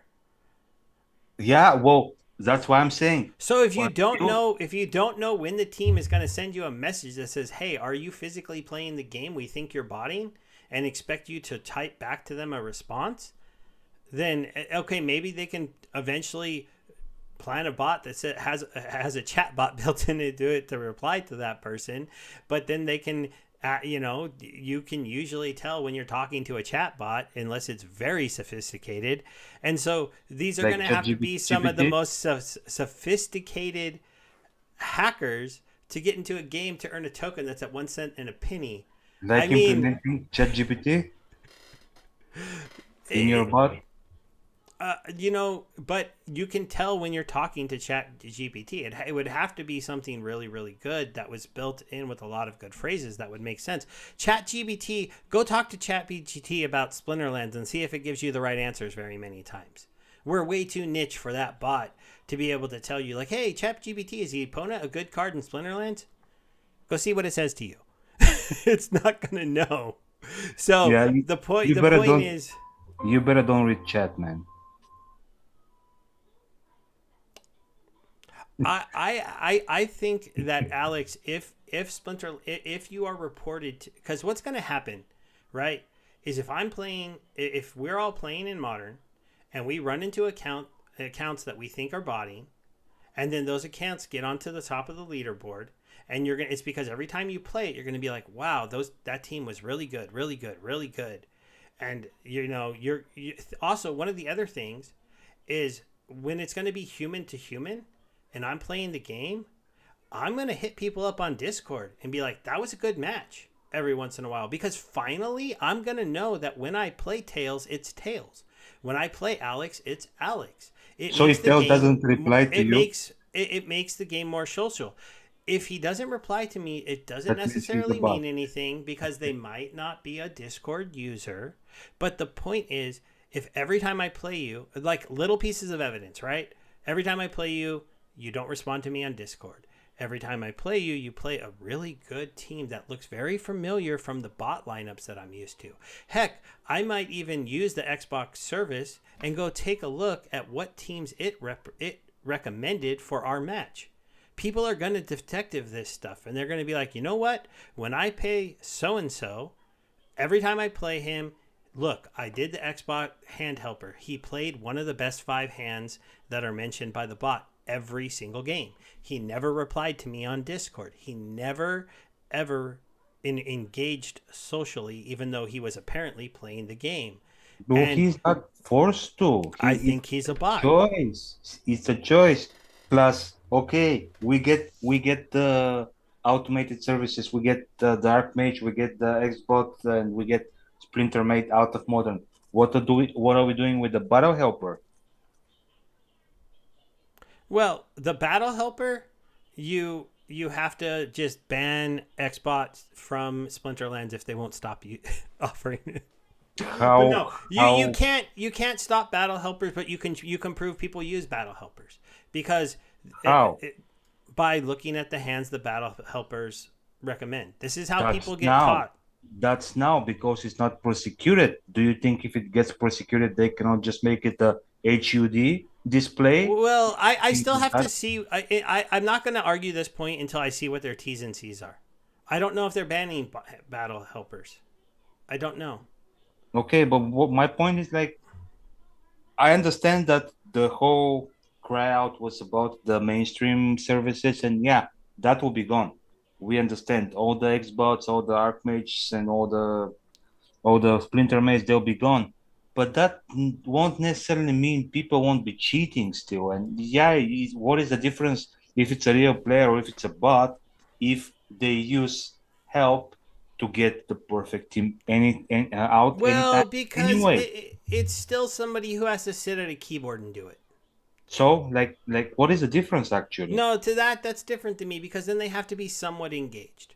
No, it's not going to be different because what are people complaining now that they cannot win because No, the teams are too good? no, it is different because it's at a smaller scale. Today, if I have the funds, I can make 10 diamond level modern decks that aren't like, gonna win every time, but have the important cards. I can get them 10 Archmage tokens.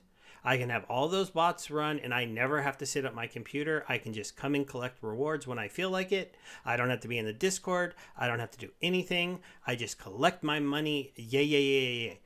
You Yeah, take but that is that's not. not the same thing as Steve sits at his computer, starts a match, checks the battle helper, comes back to his thing, enters his team, hits submit, waits for the battle to finish, right? I'll have to wait till they submit. I'm also going to have to hit the button, and we all think that wait times might be higher when bots aren't allowed. So now I have to hit the button, I have to wait 4 minutes, I have to get the match up, I got to hit the battle helper. Now, I don't know which one's best, at least if I'm using the one battle helper I know is out there. It gives you 5 possible hands. So I'm going to pick one of those. I'm going to play it, and then maybe I pick the right one to beat my opponent and I win that match. And then I'm going to do it again. And I'm going to have to sit there and do that all day long. And I've now limited me from those 10 accounts down to one account that might have a pretty good win rate. It might, assuming that this is still possible. But I don't know how effective battle helpers are. I've heard from Darkest Night they're pretty good. I haven't tried using one. If it's not against the T's and C's, then maybe I'll think about using one. But then the battle helpers,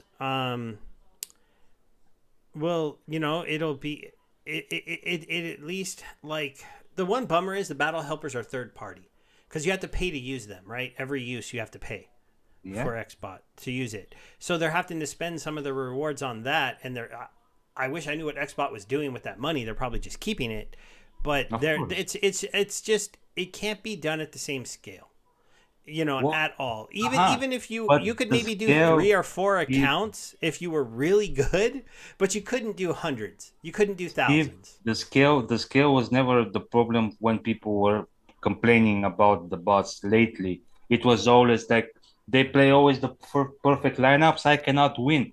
All the complaints were about most of the complaints because also on my stream on Splinterlands TV, I was talking with people when the proposal was out, like how they seen, like what why they for, why they against, and like 90% of the complaints were now they cannot win because the bot is always using perfect lineups. So that was the main complaint, and that won't be affected much. Like for people who want to use the battle helper.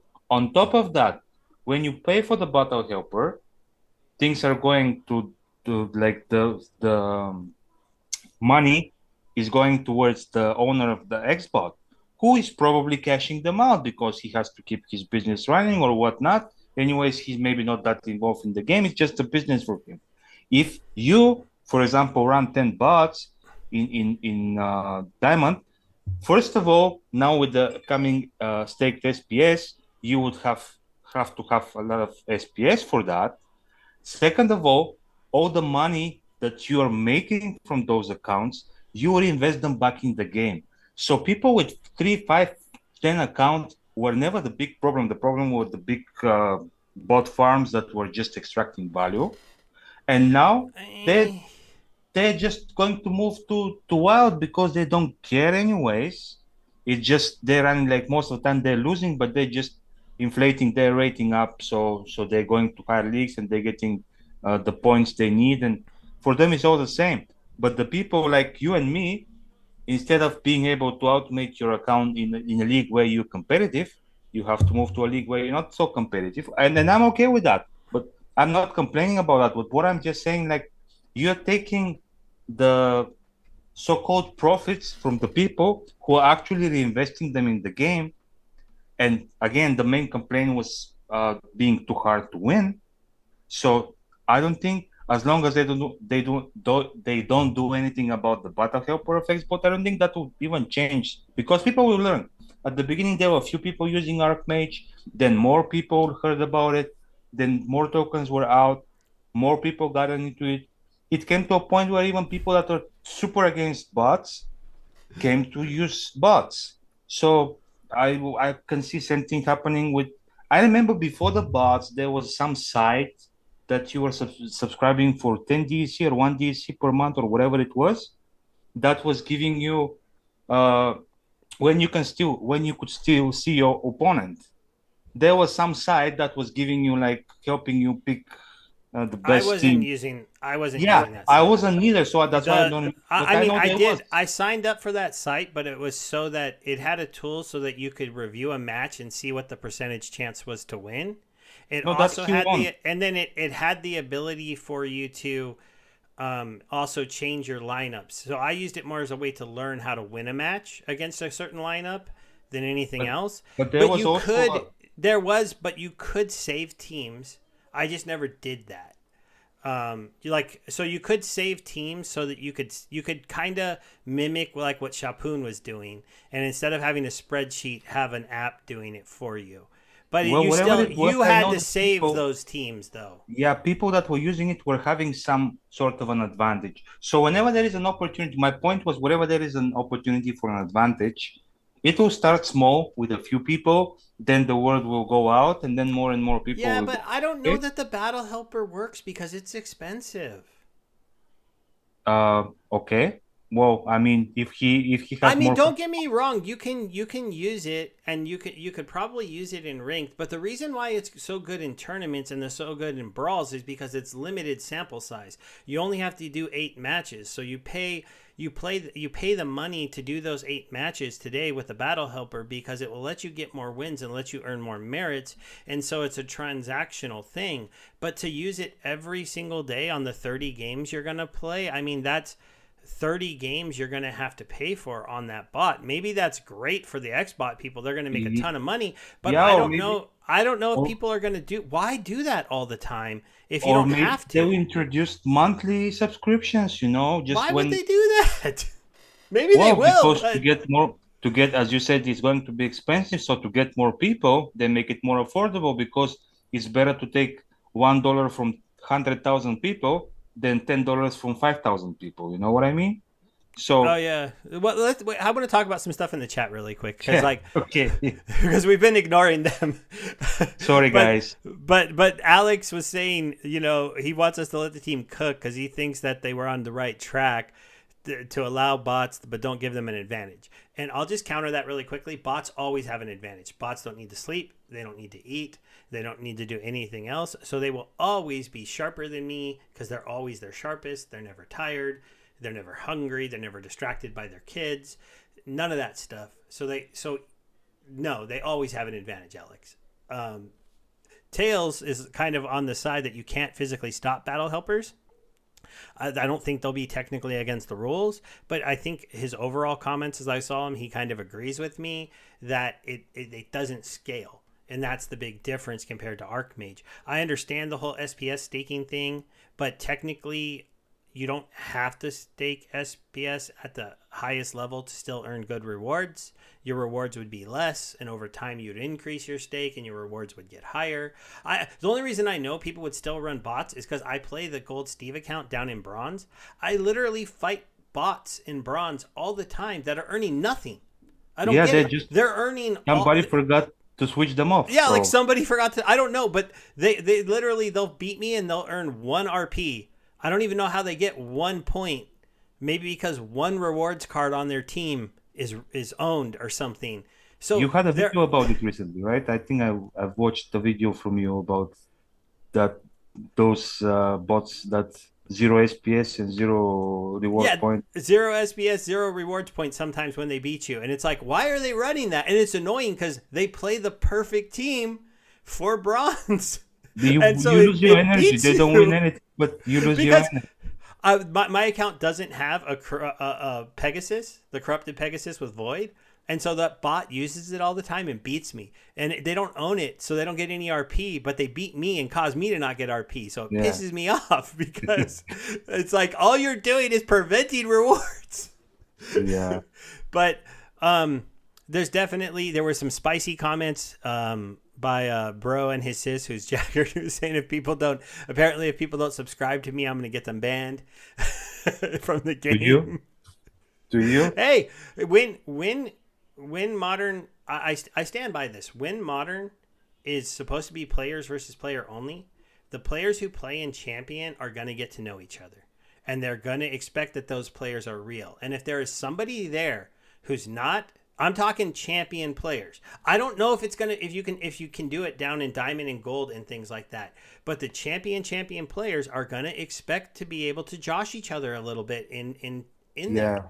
They'll be I like mean, five Darkest set of Night and you. Aftersound both agreed with me on this. They want to get social, and Darkest Night wants to message people when he I beats you down. understand, but it will be like Um, five people in champion. well, yeah, it might no, it'll be like 100. But my Okay, point so I is, mean, my I point think is, 100 is optimistic. if you want to run a bot there, the 100 of us are gonna catch you. I don't care what you say. The community is gonna know. We're gonna figure out that you're running that bot there, so you're gonna have to run it in a lower league. Okay, because we're not gonna let you come up there. We finally got our player versus player only league. I'm waiting 10 minutes to find a match. I hope I'm still in champion. Maybe I'm not. But the point is, the guys at the very top, there's going to be a small amount of them. People are gonna notice if a bot is there, guys. I, They're gonna figure it out. I And just don't. they might even figure out if you're doing a battle helper, and maybe they can't ban you, but they might ostracize you at that point because being like you're not living up to what we're trying to do here, and it's have a competitive PvP area to play the game. I just Um, feel like not very far from now, people will be begging for them to change that, to remove that. I well, just yeah, have. I You're just have right. that If feeling. if it takes 30 minutes to find a match, if no one can make it to champion anymore because there's Yeah, not enough there is rating not going to be, inflation, yeah, there is but not going to be rating inflation. So it's like, I completely agree. It could be terrible. It's going to be a real test of how many people we have want to play in a player versus player area of the game and actually play the game. And if the numbers are terrible, then maybe it makes me reevaluate this game because I would be less bullish on the future because then it's not a game people play, it's a game people bought. And if it's only a game people bought, then I have to understand anything you bought dies. Any game that is just bought dies. yeah, Now but it's maybe not the fair. flywheel can prevent that, but he'd have to get DEC to make the flywheel work. See, it's not a exactly fair statement because I'm just giving myself as an example. At the moment, I don't feel the drive that I was having before to play the game. So for the time being, I'm just automating my account so It, I don't lose on it's taking funny too advantage because of my assets. Jagged's Jagged's acting like people don't already flame people inside Splinterland's Huh? Discord for doing things that being suspected of doing things and doing bad things. What did I That miss? place is already toxic with people yelling at each other. If you don't think that some of the guys will call people out if they think they're botting in a league they're not supposed to, Oh, Gank was it's calling out the whole absolutely is going to Immortal team happen. for months, and nothing really changed. Or maybe even more than months. Maybe for years, Gank was calling the Immortal team, the whole Immortal group for Oh botting. yeah, I absolutely agree. They all bought, but they bought in wild, so they can keep botting in wild because it's not going to not be against the rules. Yeah. So my whole point is, if Splinterlands has said today they will codify in their T's and C's that you're not allowed to bot in modern, and that at least one person there wants to put those same rules into tournaments and brawls. Now that doesn't mean you're right. We can't stop the battle helpers, and sure, maybe we can't stop every single bot, but we can stop every single bot that's active today. Somebody's going to have to make a new bot because nobody's made a new bot yet that picks cards the way you're saying. So somebody's going to have to make that. And then when they make it, they have to figure out a way to get customers for it, to make money for it without letting Splinterlands knowing they're doing it. And Yes, yes, there's going to sales. be Sorry, and sorry. all they'd have to do is message one wrong person, right? Like for some Yeah. reason, message me, "Hey Steve, I'm making a private bot. You want access to it?" I'm gonna be like, "Dude, no!" And now I'm telling on you because I'm one of the Yeah, no, people I who understand it. voted like I want an anti-bot place. And So yes, Tails Gang is part of Immortal Gods, but he is one of the people in Immortal Gods that is not using that bot. And he was saying that basically everybody else does. yeah,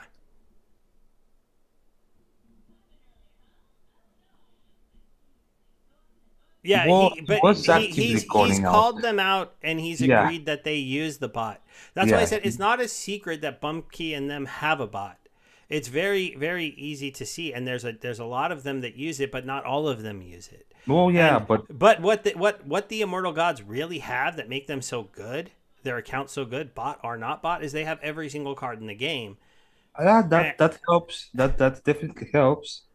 yeah, like But I mean, when I go to wild, I get romped on because I don't have Valimor, I don't have Prince Renin, I don't, and then in modern, the only card that I'm really missing that causes me a lot of problems is in occasionally I don't have the magic death one. That's very occasionally that can make you lose a match if you don't have it. The magic reflection death summoner from Dice, and then I don't have Epona or actually I don't have any of the one cost legendaries at max level from Dice, and and Tails, I so disagree. that can be tough. He may be not attacking them, but he's definitely been calling them out for the whole botting thing, and that was for a long while, and he was very open about it. So I that's at least my understanding from what I've seen in Math Chat over the past year. So I mean, Oh no! Apparently, I don't have a good poker face. I never claimed to have a good one though. I don't know why that. I don't know why he commented that, but apparently I'm too enthusiastic about stuff. Yeah, maybe they compare us to Keys and Gank is the poker face guy, so maybe that's why, man, poker champion. So But let's it's good see. to be enthusiastic, yeah. The SPS rental market, we know that's they're making sure that that is out and working before SPS staking goes live. So it's good. Those are going to roll out together. We can go off bot talk a bit now and try to finish going through this super quick. Land point 1.5 is probably getting delayed until August, it sounds like. At least. Though, it was interesting to see Nate actually have some screens after Weirdbeard said, "We're waiting on you, Nate, to show us screens." So that was an interesting thing. But he only really showed this one, right? Yeah. No, he also the one that Well, the these are just background. Yeah. artworks, right? Yeah. But these don't have anything to do with land, No. right? And that one also doesn't have anything to do with land. It has to do with the staked SPS. So if you're staking more, the more you stake above your limit, the more flames you have around your logo, your coin. And yeah, Vozen is making fun of me. Yeah, the 1 hour show did get to an hour and a half, guys. Sorry for that. Most of the time, I don't want to go too much longer, so we'll try to wrap it up. I did forget to give away 100 SPS on episode 2. We just got talking and I totally forgot, so I owe at least one giveaway for episode 1 because I forgot to do it on episode 2. I'm actually going to do 2 giveaways because technically I was going to give away stuff on episode 2, but I had that terrible week of combining all my cards. So we'll remove this person. We'll send him out 100 SPS. You know, trying to prove I'm not completely evil. I do. You're not? Yeah, no. Oh. Apparently because I want people to not actually bot when we do a league with. Oops. Well, you're saying it to you. You're sending it to What yourself. happened? I thought I copied that. Apparently. Oh, there we go. How did I? Okay, at least I still have it. I saw the same thing too. I'm like, wait, how am I sending it to myself? You're like, I'm going to weird. prove that I'm not an evil person. I'm going to send 100 SPS to myself. I gotta move us so I can confirm. Here, I'm gonna throw us on the other side for a second. Okay. On the bright side, guys, we did fix the audio. Cool. All right, and then we'll do one more spin for this is the impromptu. If you commented on episode 1, because I didn't ask anyone to comment on episode 2, you get another chance to win. Yay. So let's give somebody else. Oh, is it going to be Desert Joe or the 8? Oh, Desert, you almost won, but it's the 88N3. Oops, I also copied the we have a winner. No, I don't want to copy Winner, chicken dinner. So congratulations to our 2 winners. I will be doing a Hive post tonight, and you'll have another chance to win 100 SPS if you comment on the video. So make sure you check out for that Hive post. It'll be up in a little bit. Player. Yeah. Sorry, I'm talking and trying to do Yeah, things. I know how hard it is. You saw what happened to me last time, right? When I did that? When you combine everything, yeah. Yeah, I was trying to quickly get the right cards on the screen, and a pop-up came up, and I was just like, go away, pop-up. So I hit OK.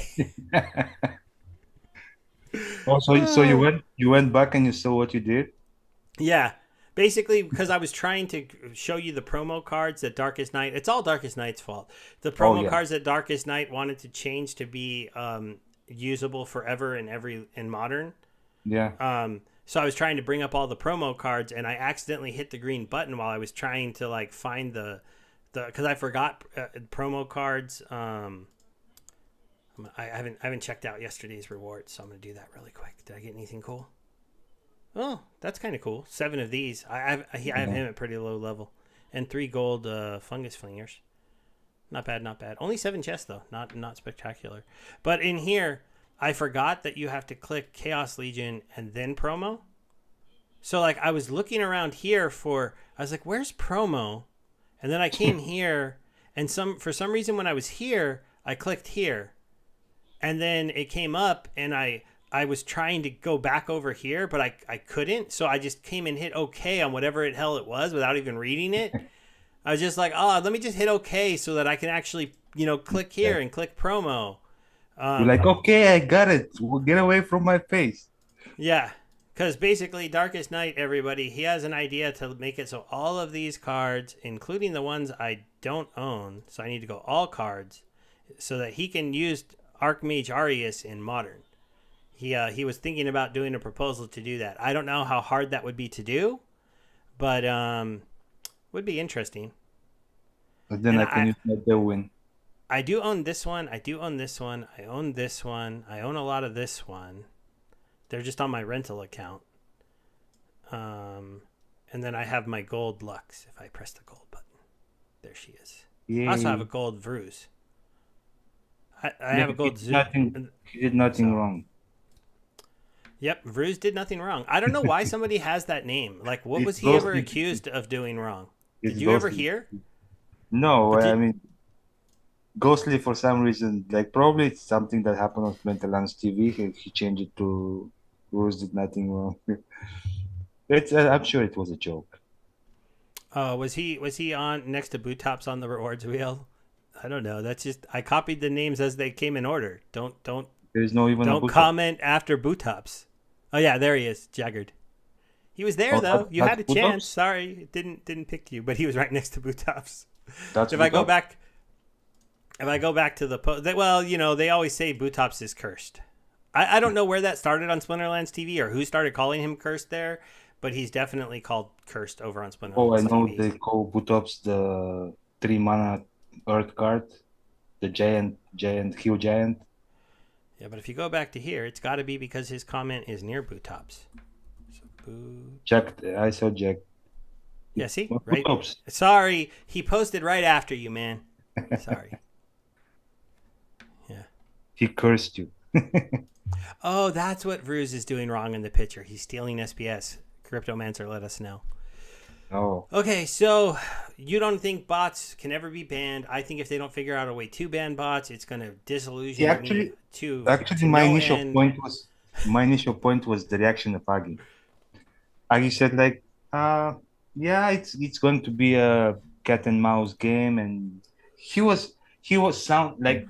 If you want, you can listen at some point, whatever you have time, you can listen. You know what? Because I missed the tail end of it because I was trying to listen to it at home and the kids were coming in, and I actually was playing Roblox with them while trying to watch the town hall because I told them I would play with them for a little while before we went live, and so it was. But yeah, he was pretty pessimistic that it will be like. Well, I just think Aggie is pessimistic about banning bots in general. I don't think he wanted to do it.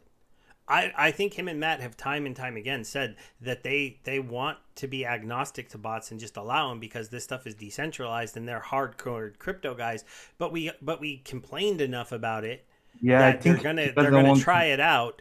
I honestly think when they disable the bot's ability to use the API in Modern, however they're gonna end up doing that, and whatever else they're going to implement because they've been working on this for a little while, it's not going to be a flip of a switch to get bots working again because nobody can prep the bot necessarily exactly because they don't know what preventative measures they're putting in place.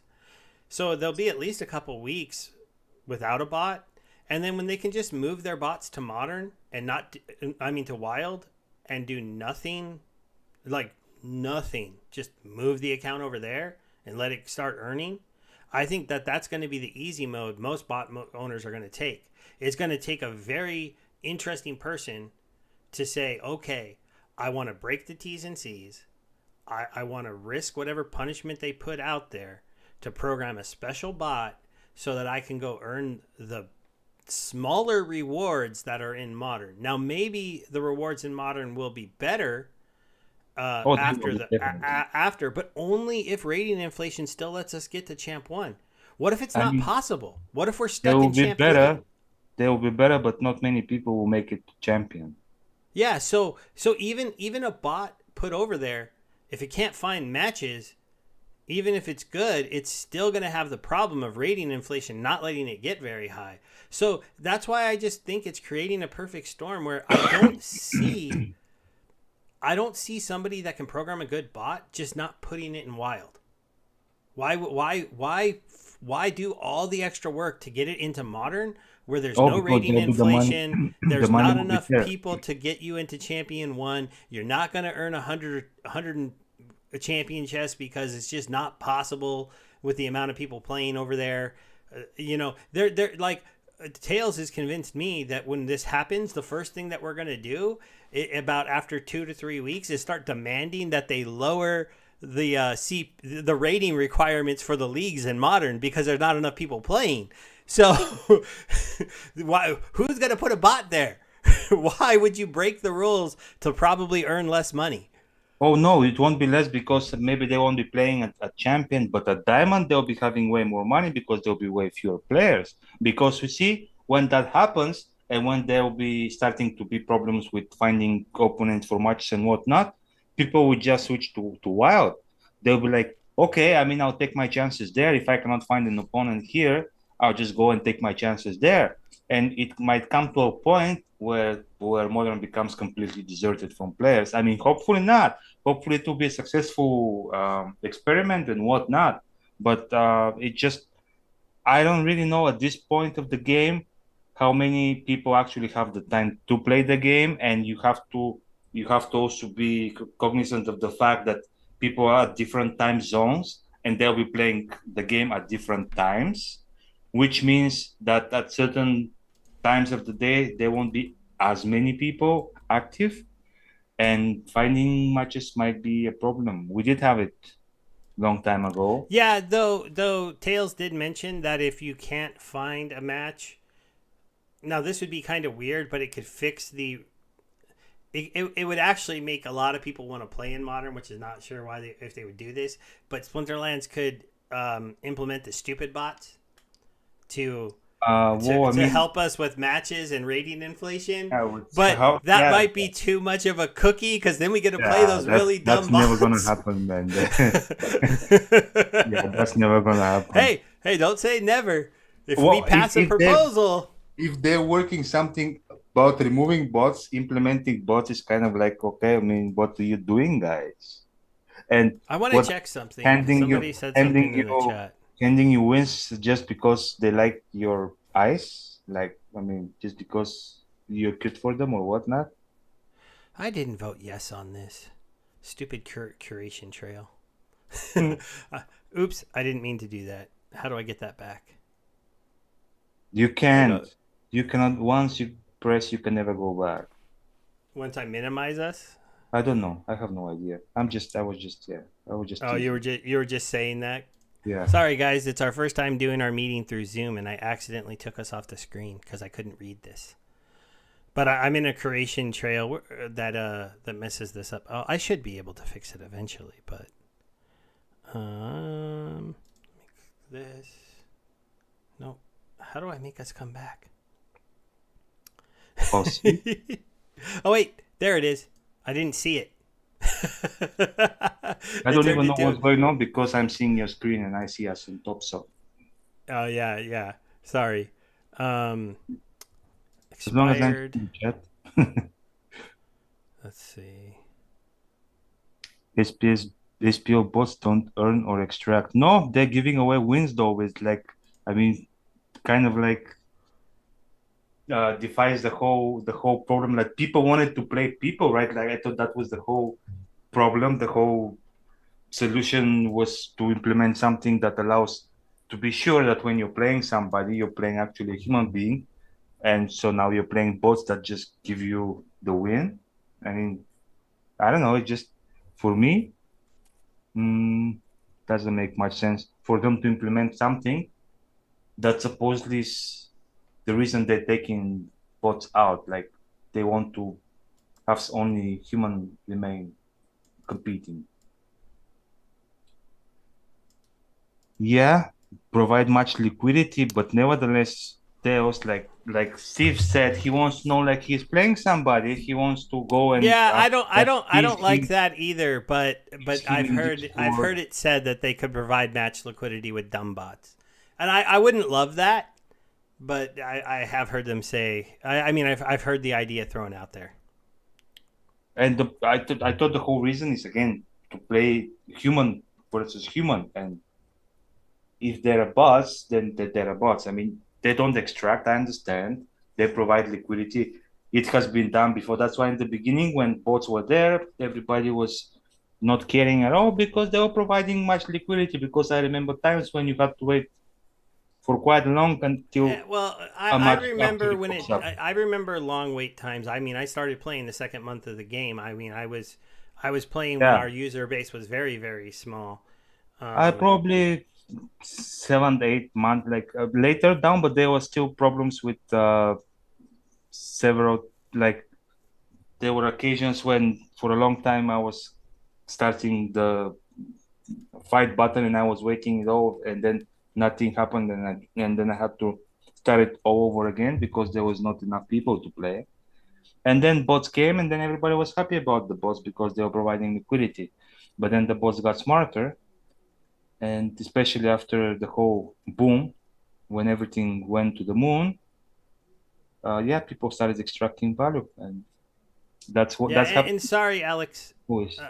Sometimes I think he's done, and I start to talk, and then I did it a few times to try to bring you guys into it because we were ignoring you guys for a long time, and I It's okay. I don't to mind. talk to some of the different points that were in there. I mean, guys, you understand it's a live show and it's not something that is really scripted. So it's not like an interview. And oh, yeah, it will happen every now and then that we talk over each other. But I mean, it's just like we're emotional people, both of us. And I think we're keeping pretty good Yeah, balance when, and one of the reasons we wanted to do the show with each other is because a lot of the times we disagree with each other on things.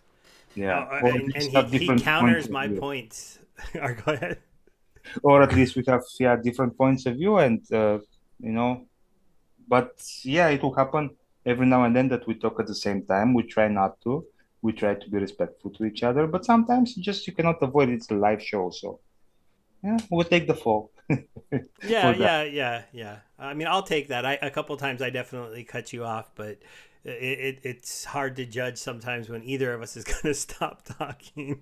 Yeah, yeah, that's why I'm just like it's not. I don't see it as you cutting me. It's like you're talking. I try to say a point. If I see that you don't stop, that means you still have a lot to say, and I just wait it out. So, but yeah, not Yeah, one of no. the things Tails was going to say is that the Splinterlands ones don't they don't take rewards. They're programmed to not get rewards.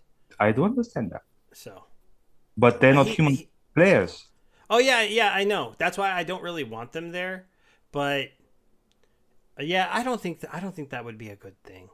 If we don't have enough people who really want to play in modern, if there's just not enough people that want to do it, and if when the reward share goes up, we can't entice more people to come play the game for real, then I guess we just have to let Aggie and Matt say, haha, see, we have to allow bots. It will change. I'll be disappointed though. I'd be pretty disappointed. I mean, I would like I said, I'd probably still run my bot, but I think I would not play the game so much, and I would just try the land part of the game in the future. Oh, but you don't understand that it's times like as you saw like with the Holozor saying that how he's burnt out and more people actually actively botting their accounts even if they're anti-bot like they don't like bots but they are just they don't want their assets to be idle but it's a phase. We're going through a phase. Yes, things are not very excited because they're working on two big projects, which doesn't allow them to work on a small projects, which are usually the thing that they can get out in 2 weeks and get everybody excited. But now that they have these two huge projects that are on their way, they cannot really see it was just June, we get nothing. And the excitement is dying down, then people are like not so enthusiastic, but it's all a phase. And then things will get better, and then new game modes will be introduced, and then all those stuff that Weird Beard was talking in the meetings that he was having with the content creators, and good things are coming.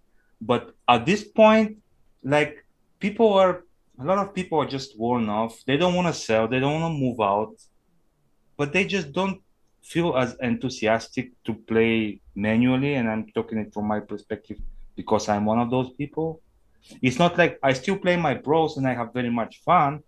I still, but actually, yeah, that's the only thing I play. Bros, usually the rest is taken by Archmage, but it's just like I don't find the joy that much, but I overly I'm optimistic about the game. I know it's just a phase, so I'm waiting it out. And one of the ways to wait it out is just having something for my assets.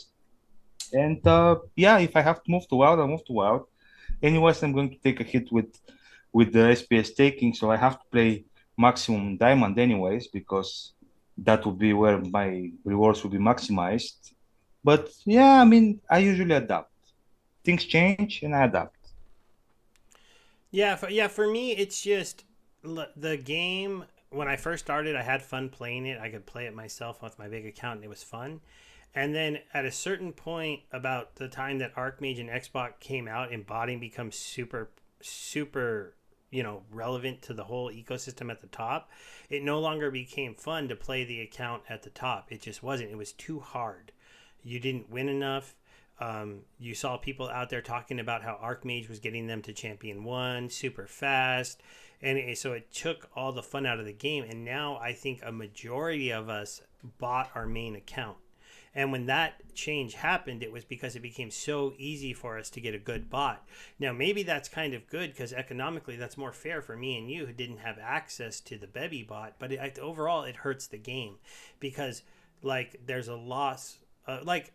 My content Does went it though? down a lot when I started botting because, to be honest, I wasn't playing the game anymore and I didn't have a reason to make the content. Um, I didn't know what to talk about. Like I could always recap the town hall, but I couldn't make a video anymore about the best team to win in this lineup because I'm not even playing the game anymore. Yeah, but Um, that's just a phase. My point was it's just a phase. It's not but something it's that not a phase permanently. if the other people don't stop. It's not a phase because I'm going to come back to the game. I'm going to go. This is still too hard, right? It's still too hard to win. My assets, I have to consciously say I want to earn less to turn the bot off. If I can, But then there will be, as I said, new game modes. So maybe you have fun playing in something that is not going to be bullet or is unable to be bullet.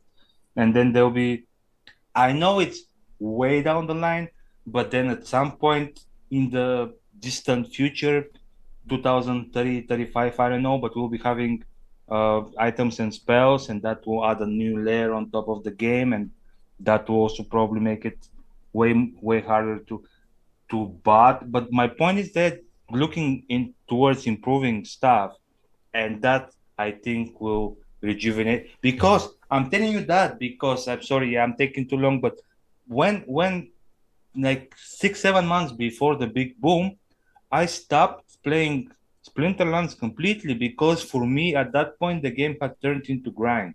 I was playing in silver, I was playing for leaderboards, I was playing like every day 20, 30, 40 battles as much as I could because you win 20 battles, you win three, you get three rating for each of them, and then you lose one and you drop 36. So it was only a grind, and yeah, I figured out I need Yodin and Lama and some niche cards, so at least that pushed me to buy them. Thank God, because they were still cheap then. But it came to a point where it was a repetitively playing the same thing. It wasn't fun anymore. It was almost like work, and I stopped. But then things like there was a boom, new players came, new set came out, like SPS came out, so there was some excitement, and I started to enjoy it again, and it lasted for quite a while. It just for some time we haven't been getting anything new, and at some point, yeah, you get burned out, and you're like, okay, I'll take a break, but I mean, can I take a break in a way that I still at least earn something, especially like the soulbound cards, you cannot have them after that. So that's my yeah, point. I get what you're saying. I just don't think that ever happened to me. I didn't get burned out. I had fun playing the game. I didn't care that I was having trouble with those things and I was playing and only making it into champion 2. But I was still having fun playing the game when it was competitive. When I could win 2 out of 3 matches, it was fun. When I would lose is 3 in a row. I could come and I could have fun and I could play the game. Yeah, And because you're not it's fighting for not leaderboards. it's not like that anymore though. I can't come and play the game and win 2 out of 3. on a consistent basis. I can for stretches, but then all of a sudden I'll lose 6 in a row up near the top because I'll play. And the worst thing is like it'd be one thing like I've always been a competitive card player. I've been somebody who played Magic. I've been somebody who played Versus. I played both of those cards games competitively. I qualified to play in the events at the convention centers by earning enough points by placing enough in the tops of local tournaments. I've always invested decent amount of money into my card games since I've become an adult because I like them. I like the strategy of them. I've always liked the strategy of these types of games. But in none of those games did I ever have to show up at a tournament and sit down across the way from a computer. Right. And so Okay. I agree with some of the things they're saying in the chat. Like, they would be cool if we could have like maybe a new game mode, and you're alluding to this, and that would be for maybe for players only, or have a really, really big advantage to being a real person as opposed to being a bot. But ranked mode, like, theoretically is supposed to be out there in most games, and the whole elo rating system that they use is to separate who the best players are. And our rating system doesn't do that at all. It separates who has the most cards and who has the best bot. Yeah. So it's a bit of like what it means then. Like, if we're all okay with that, is Splinterlands is not a competitive TCG game. It's just Maybe not. not yet. Maybe not yet. It And won't that's what be I'm saying. ever if we're okay with bots being in the ranked mode. Well, no, but see, the thing is now bots actually like those modes actually can be botted. But at some point, with adding new modes or maybe new mechanics, because Matt was also alluding to some new mechanics that he wants to implement, and that might be coming with Rebellion or whatnot. But the new rule sets that like the third rule set that they implemented, the items and spells eventually that, like, if you put enough components in the game that actually make you have to make a decision mid-game based on what you see on the screen, maybe it'll be harder to get bored, and maybe the interest of the people will be sparked again. And like, if you have an overall a positive outlook about the future of the game, you, as I do, you just take it as a phase that, okay, now it's not really that entertaining. Not many people want to play because it's not fun for them. But it doesn't mean that always has been the case or that will always be the case. But before I give you the word, do you know who are Siskel and Ebert? Because I don't. Oh yeah, they're movie reviewers from back in the day that used to argue with each other sometimes over whether or not a movie was good or bad. Okay, And apparently, they would talk according over each other a little bit too. But when according you're doing a live show, you can't not talk over each other a little, guys. according to birds, bees, and trees, you look like them. But he still says that we're great. So, Yeah. um, And yeah, hi, Zitron. Zitron just showed up. It's funny because Alex seems to not really like a lot of what I'm saying, but at least he's hanging out the whole time, so that's pretty cool. I think he's arguing more with Tails than with you. Well, he is now because Tails was arguing with him. But they both agreed a new game mode would be kind of cool. And I understand his point that ranked is our only game mode, kind of. They're technically, as tournaments and brawls are game modes, but ranked is the only thing you could play whenever you want.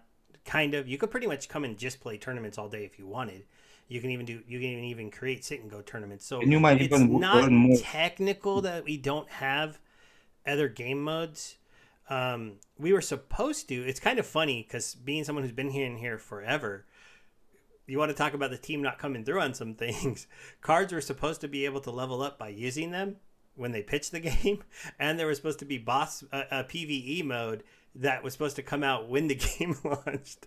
Yeah, boss fights are coming in Which was like 2043. the whole boss fight idea. And so the idea back then, because Alpha was a really small set, was you wouldn't have to combine cards to level up. You could just play the PvE game to level your cards up to max, and then go play ranked with your new maxed cards that you leveled up in PvE. That's how Well, they sold the game to us. But I'm they glad they went don't stick to the plan. they went a way different way in the end of it, and it was kind of funny. I'm a little bitter because they didn't really say they weren't going to let us level up their cards until a few months later, and it's one of the reasons why I didn't buy that many alpha cards, because I thought I could level them up by playing the game. Well, see, Then they took that away, you and it wanted just to play kind of smart, and they outsmart you. Alex says he's here for the debate. We all want the game to succeed, so we are. Yeah, I mean, when there is passion, that's a good thing. When people are indifferent, like for example, it was feeling Holozor is becoming. When people are indifferent, then it's more like a problem. Like whether you're attacking the game or defending it or whatever it is, and when you're doing it with passion, that means you care. The yeah. moment you stop caring, yeah, it's gone. And the reason I want a human only area so bad is because I can't pitch Splinterlands to new people right now. It's just I can't do it because I can't honestly look at my buddy and say, "Hey, come play this game. You can buy some cards. You can work your way up through bronze and silver in the beginning." No, because you're going to fight bots at every level, and they're going to have the best lineup all the time at every single level. Yeah, because I play my gold Steve account in bronze and silver, and eventually you hit a spot where you play nothing but perfect lineups all day long and they crush you, and that's not fun. So how am I supposed to tell somebody new to come in to get into the game and make a small investment and try to play, because they're just going to get smoked? The only way to get somebody into the game and have them win at this point is go, okay, you're going to come in, you're going to pick what league you want to play in. You're going to buy every single modern card that's on this list that the bot likes to use. Then you're going to buy a bot token, and then you're going to enable it, and then you can win and get some rewards. And they're going to go, wait, that's not a game. Just now, it's not the time to get new people in the game. The same way now, it's not the time to do huge marketing neither, because they haven't even touched new player experience, and it needs a lot of work. They did one small thing. Novice is now not a death match against players. It's you get a pick on silly bots and then go to bronze and get slaughtered by the bots. And I think it's just at least you're in bronze now when they kick your butt. Initial step, and as you said, probably those bots are operating just because somebody didn't switch them off. So maybe one good thing. No, those are Splinterlands bots. Splinterlands runs bots in Novice. I'm talking about the bronze ones.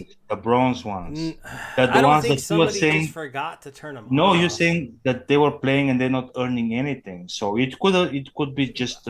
I think it's darker than that. I think that they're players that play at the top who run these bots at the bottom that earn nothing, because it prevents you from getting RP points. So now I get more. Because every league has different pools. I could be running bronze bots. But by the top, I meant like asset holders. Sorry. So maybe I'm running 1,000 bronze bots that earn, but I'm also running 1,000 bronze bots that don't earn, because they'll beat you because they run perfect lineups. They'll prevent you from getting RP.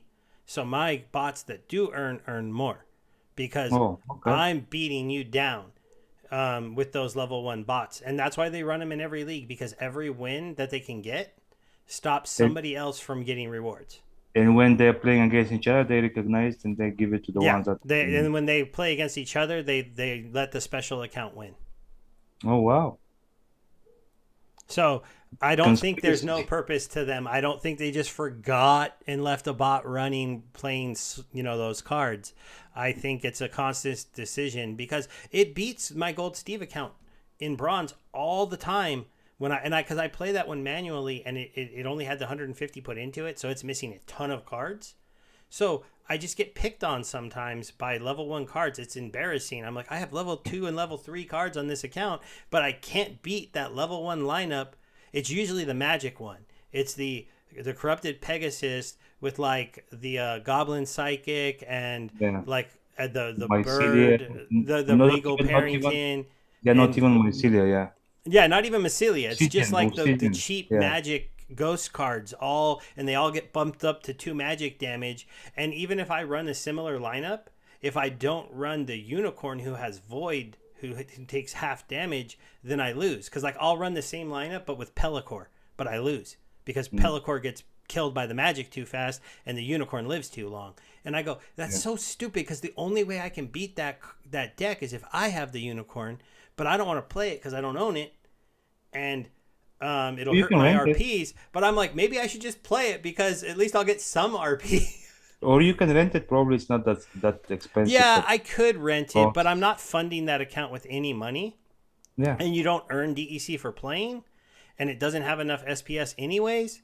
So I don't really want to rent because I'd have to figure out some way to do it. I did start posting on it again to earn some money, but my very first share your like secret battle mage post, the team didn't give me a vote. So even though I shared it, so they must have not liked They something figured about out it, or they I got figured out ignored. it's you.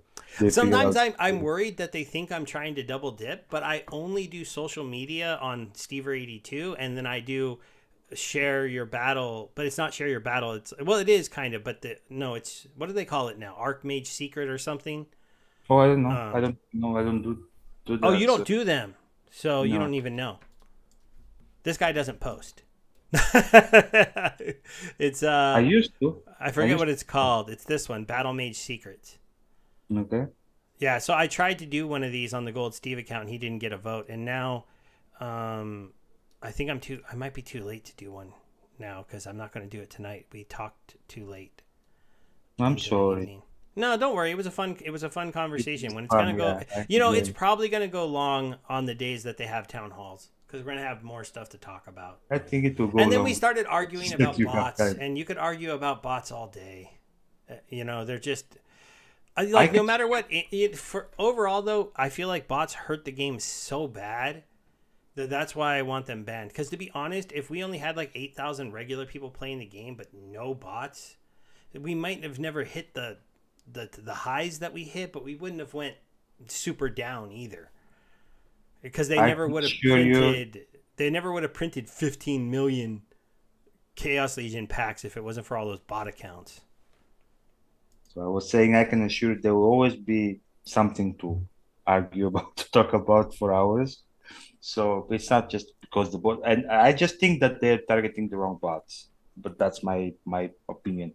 Because the bots that are actually targeted are the ones that not are not actually not extracting. But anyways, soon Eh, SPS taking would solve most of the problems regarding bots. So another step in the right direction. yeah. I really think they've already kind of solved the bot farm problem, the big bot Almost. farms. I mean, almost. There might be a few that are sticking around waiting for SPS staking to actually be put in place, but you could tell some of them decided to jump ship early and sell their assets before they went down in value too Well, much. they have assets they cannot So sell as well. yeah, but we don't. I have no idea what's going to happen with the unlock. I really hope they're going to require you to have a max level card. I think that's the way they should do it, but I don't know if they're going to. Exactly. And Um, they don't know neither. So if it doesn't cost them anything to run them, they probably will keep on running them. And because see, the oh, but requirements, SPS requirements for bronze, they're ridiculous. They're like just so funny. So they're so yeah, low. yeah. So Yeah. so yeah, if they want to keep on running on bronze, they totally can do that. Like feed the ones that are earning with SPS, the ones that are not earning no SPS stake, and they just keep on doing whatever they've been doing so far. But the point is that if they want to go higher, then they'll have a problem. Yeah, and the free soulbound cards are weak um if you don't have at least some rewards cards to go with them. They're so Um, weak because I have they'll actually ran they'll the tend to disagree. no, he agrees that you need the rewards cards too. The old Oh, rewards cards.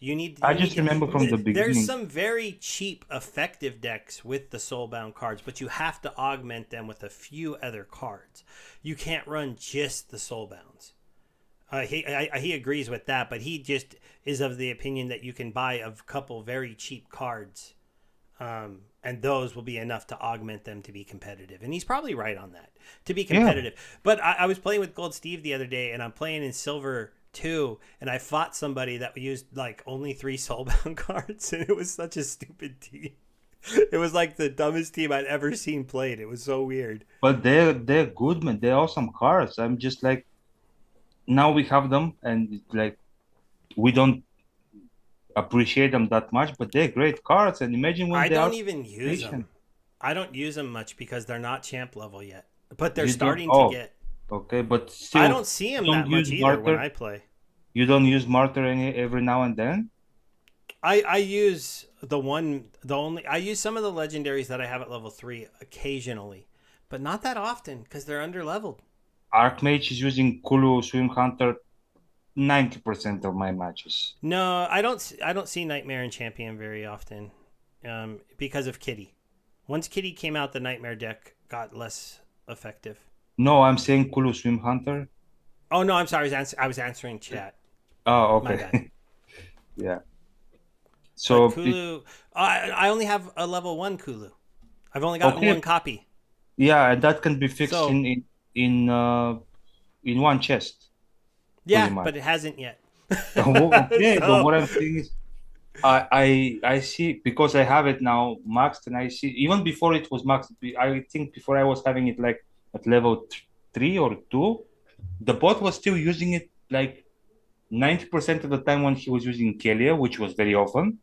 He was using the the Kulu Swim Hunter because he's another opportunist, and I actually see the bot starting to use Rooney as well. Before you could never see it, but now with 3 opportunity monsters, well, that's a different game.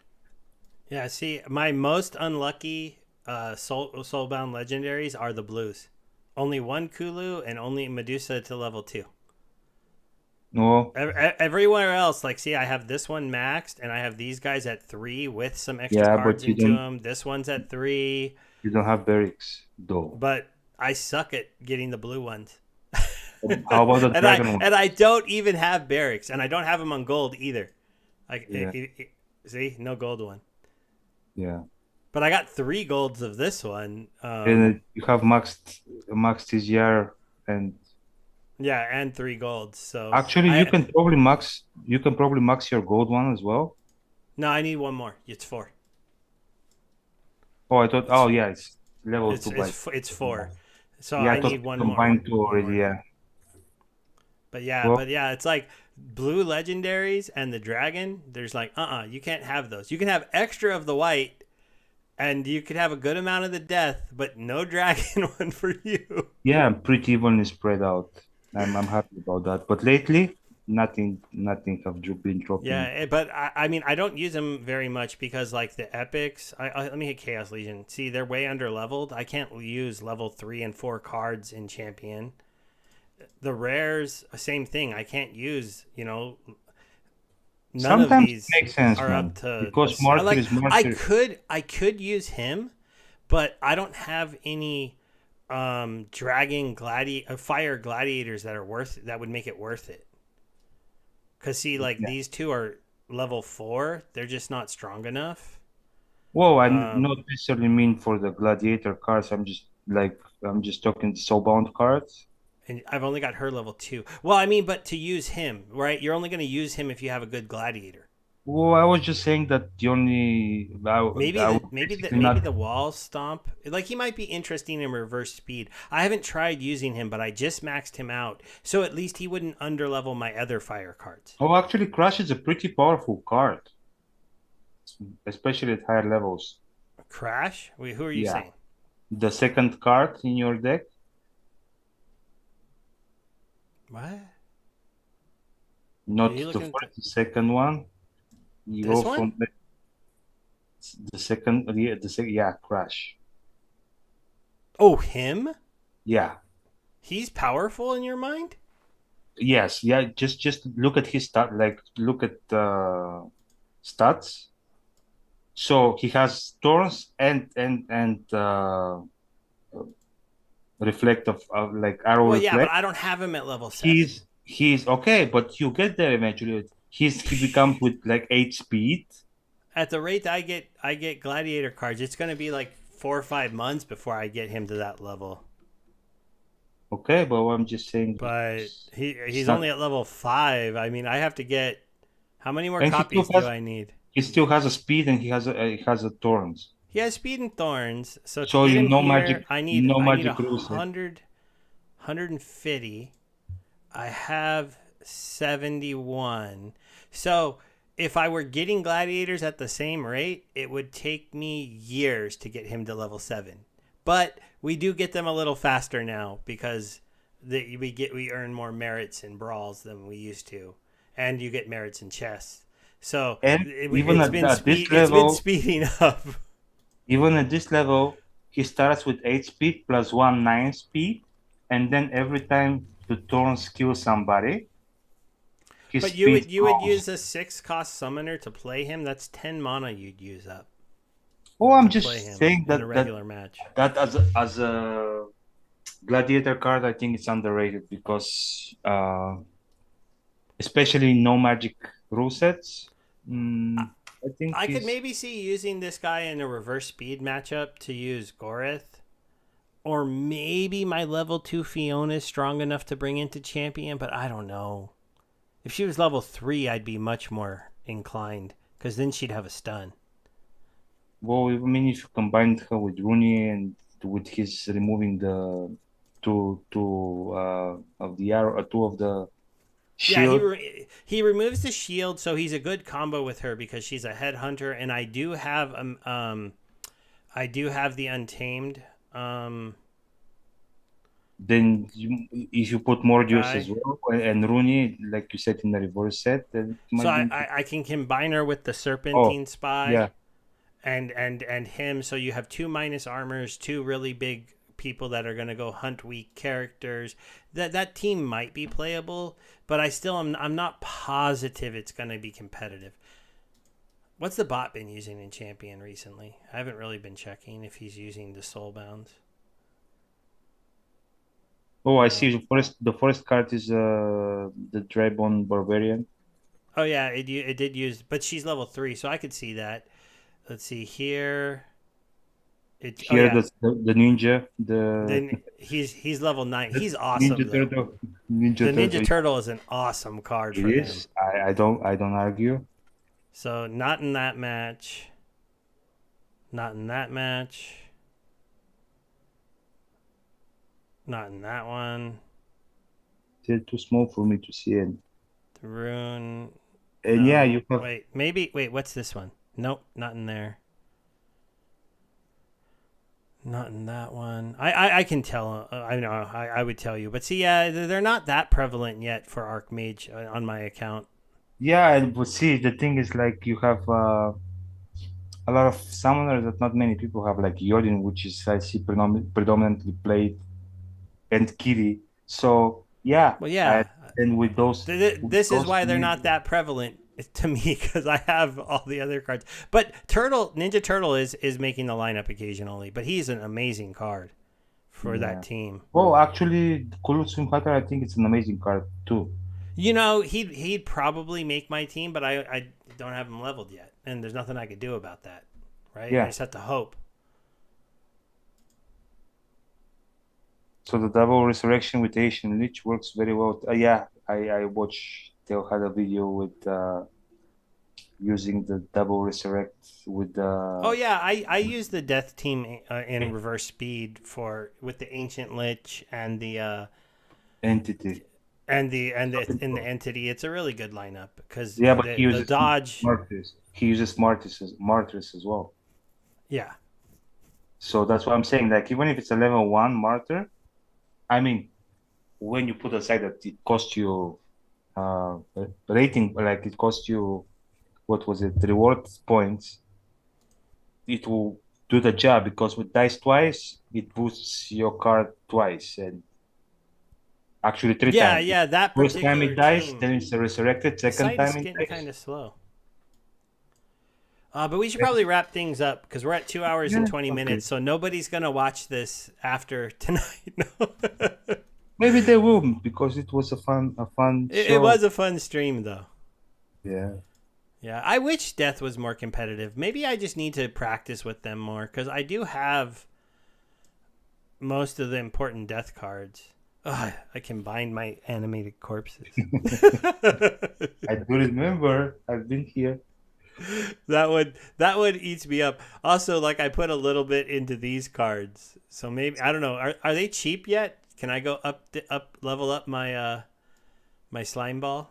Oh, you have it at okay. I mean, reward points. I get it, but yeah, I have it at level 6, and I'm pretty happy with that. Having have him right exactly where I want him. I just don't. I just want to get him off of that. I have to get him to level 9 now, so he won't have that little green Oh, smudge on his card. oh, since you So combined, yeah, so I need 72. Oh, wow, 72 cards. How much would that cost 71. nowadays? Because things are cheap, right? Yeah, These three would be 42. It's like $6. not that bad, but But then I have to start getting singles, huh? There's nobody else. Oh yeah. wait, here's one with 14. And there's That one would be 30. 50, If you 56. remove the Oh, there's 40, a then you get 30. 30. Yeah, Yeah, so I could do it for like maybe $15 and get him to level 9. less Does he because now does he get anything at 9? Oh, an extra one more HP. health, which you One more don't. health. That's Yeah, interesting. Maybe I'll well, think about that. That's kind of what I'm doing right now. Is I'm evaluating the card to see if it's worth it to push them to the next level so now. the button actually made you spend more money on the game, huh? Yeah, it did. The other day I was leveling cards up um, to move them to the bot because like I would move them to their next max level. So if the Yeah. next max level was 5, I leveled it to 5 and then moved it over to the bot because like it just makes no sense to hold some of these cards. Like what am I going to do with this stupid level 4 with 6 out of 15, right? Yeah. But so I have to move it to level 6 and then move it to the Oh bot wait, because they're so cheap right 56. now. Yeah. What? How much? How much? Like 56. Where it gets you? Um, like they're so cheap. Stats on I need stats. to get to 6. I need 60 of them. Oh, yeah. You can get 56 by combining two of those, and just need to get four. Oh, but these two I'm lending out. So I would just get 29 more because they're so Well, I cheap. mean, Like Chaos you Legion can cards are so cheap right you now. Look, can watch for get 29 them. cards, Listen. You can get 25. them combined, and then buy the four, and then delegate it to the same whatever you're delegating But it. So, there's a better chance to rent out the 6, I think, though. oh, okay. I thought nothing is renting anyways. I don't know, but I mean it's $1.87. Okay. Yeah, just Oh, buy whoa, it's live supper. Yeah. I mean, it. Like I don't know why life sappers are so darn cheap. But it's because people are dumping all these level 5s. more. I mean, because people want money. But yeah, this is what I have to do now because I'm such a weirdo and I don't like these little green bars. So I I know it think from before it happened to you. So you have oh mentioned several times here how you're feeling about combining cars that are not full level. I mean I can understand it if you're a brand new player, but I don't like it for like storing a card. Like why would I hold that card? I'd rather hold this card that I just made because he's at a max level for a league. Um, so a gold player might want to buy him, and a gold player might want to rent him. Because you're gonna lose money. Like if I rented out a level 4 with extra cards in it, I'm still gonna only be able to rent it for the same price as the other level 4s. So And unless somebody magic like the bot isn't gonna list it at any different price because it has a couple extra things in it. So but see, yeah, boys, thanks for hanging out with us, guys. We're just kind of goofing off while I was buying a card. Do you want to say goodbye to everybody? okay, if I have to, I will Yeah, I got to end this. Otherwise, I'm not going to post it again. It's going to get too say late. goodbye. Yeah. I'll make you really Oh, big to say goodbye for a minute. yeah. Thank you guys for being with us. Thank you for being part of our conversation. We're always happy to have you around. And don't forget that we're trying to make this a regular thing. So next Monday, same time, same place. And even though there won't be a town hall, we might have an interesting guest. We won't reveal it as of yet, but there might be somebody that is joining us that you guys might be interested to hear. I think he has a lot to say, so Yeah, we'll and see. just so you guys know, in this we didn't do it this time, but maybe in the future, if somebody from the chat wants to come in and talk with us, with this new format we're doing this in, I can easily add you in, and your face would be down here or to the side, or it would rearrange us into a three-person thing, and then you could debate us with us a little bit. Like Alex Well, could have been here in person helping Baby Omega beat me up tonight. No. nah, I don't need to. I don't need to show But her that's that. only To if prove people anything. want to. We'll see as we get this going if people want to come into the stream or not. Yeah, I have nothing to Um, prove. all right, guys. I will Thanks, talk to guys. you next Monday for sure, and I will be live on Splinterlands TV on Wednesday night at 8. You will be on next when? Next, what is today? Today is Monday, so Wednesday, 9 to 11. Was it? Yeah, 9 to 11 in the morning Oh, in Pacific. the morning. I was like, you're not Yeah, after me. No, I'm no, like, no. wait, that's what I'm on 8 to 10. You can't be on 9 to 11. Yeah, no, I'm in the So Wednesday morning. morning he'll be on. I have All only right, morning. guys. Bye. Bye, guys.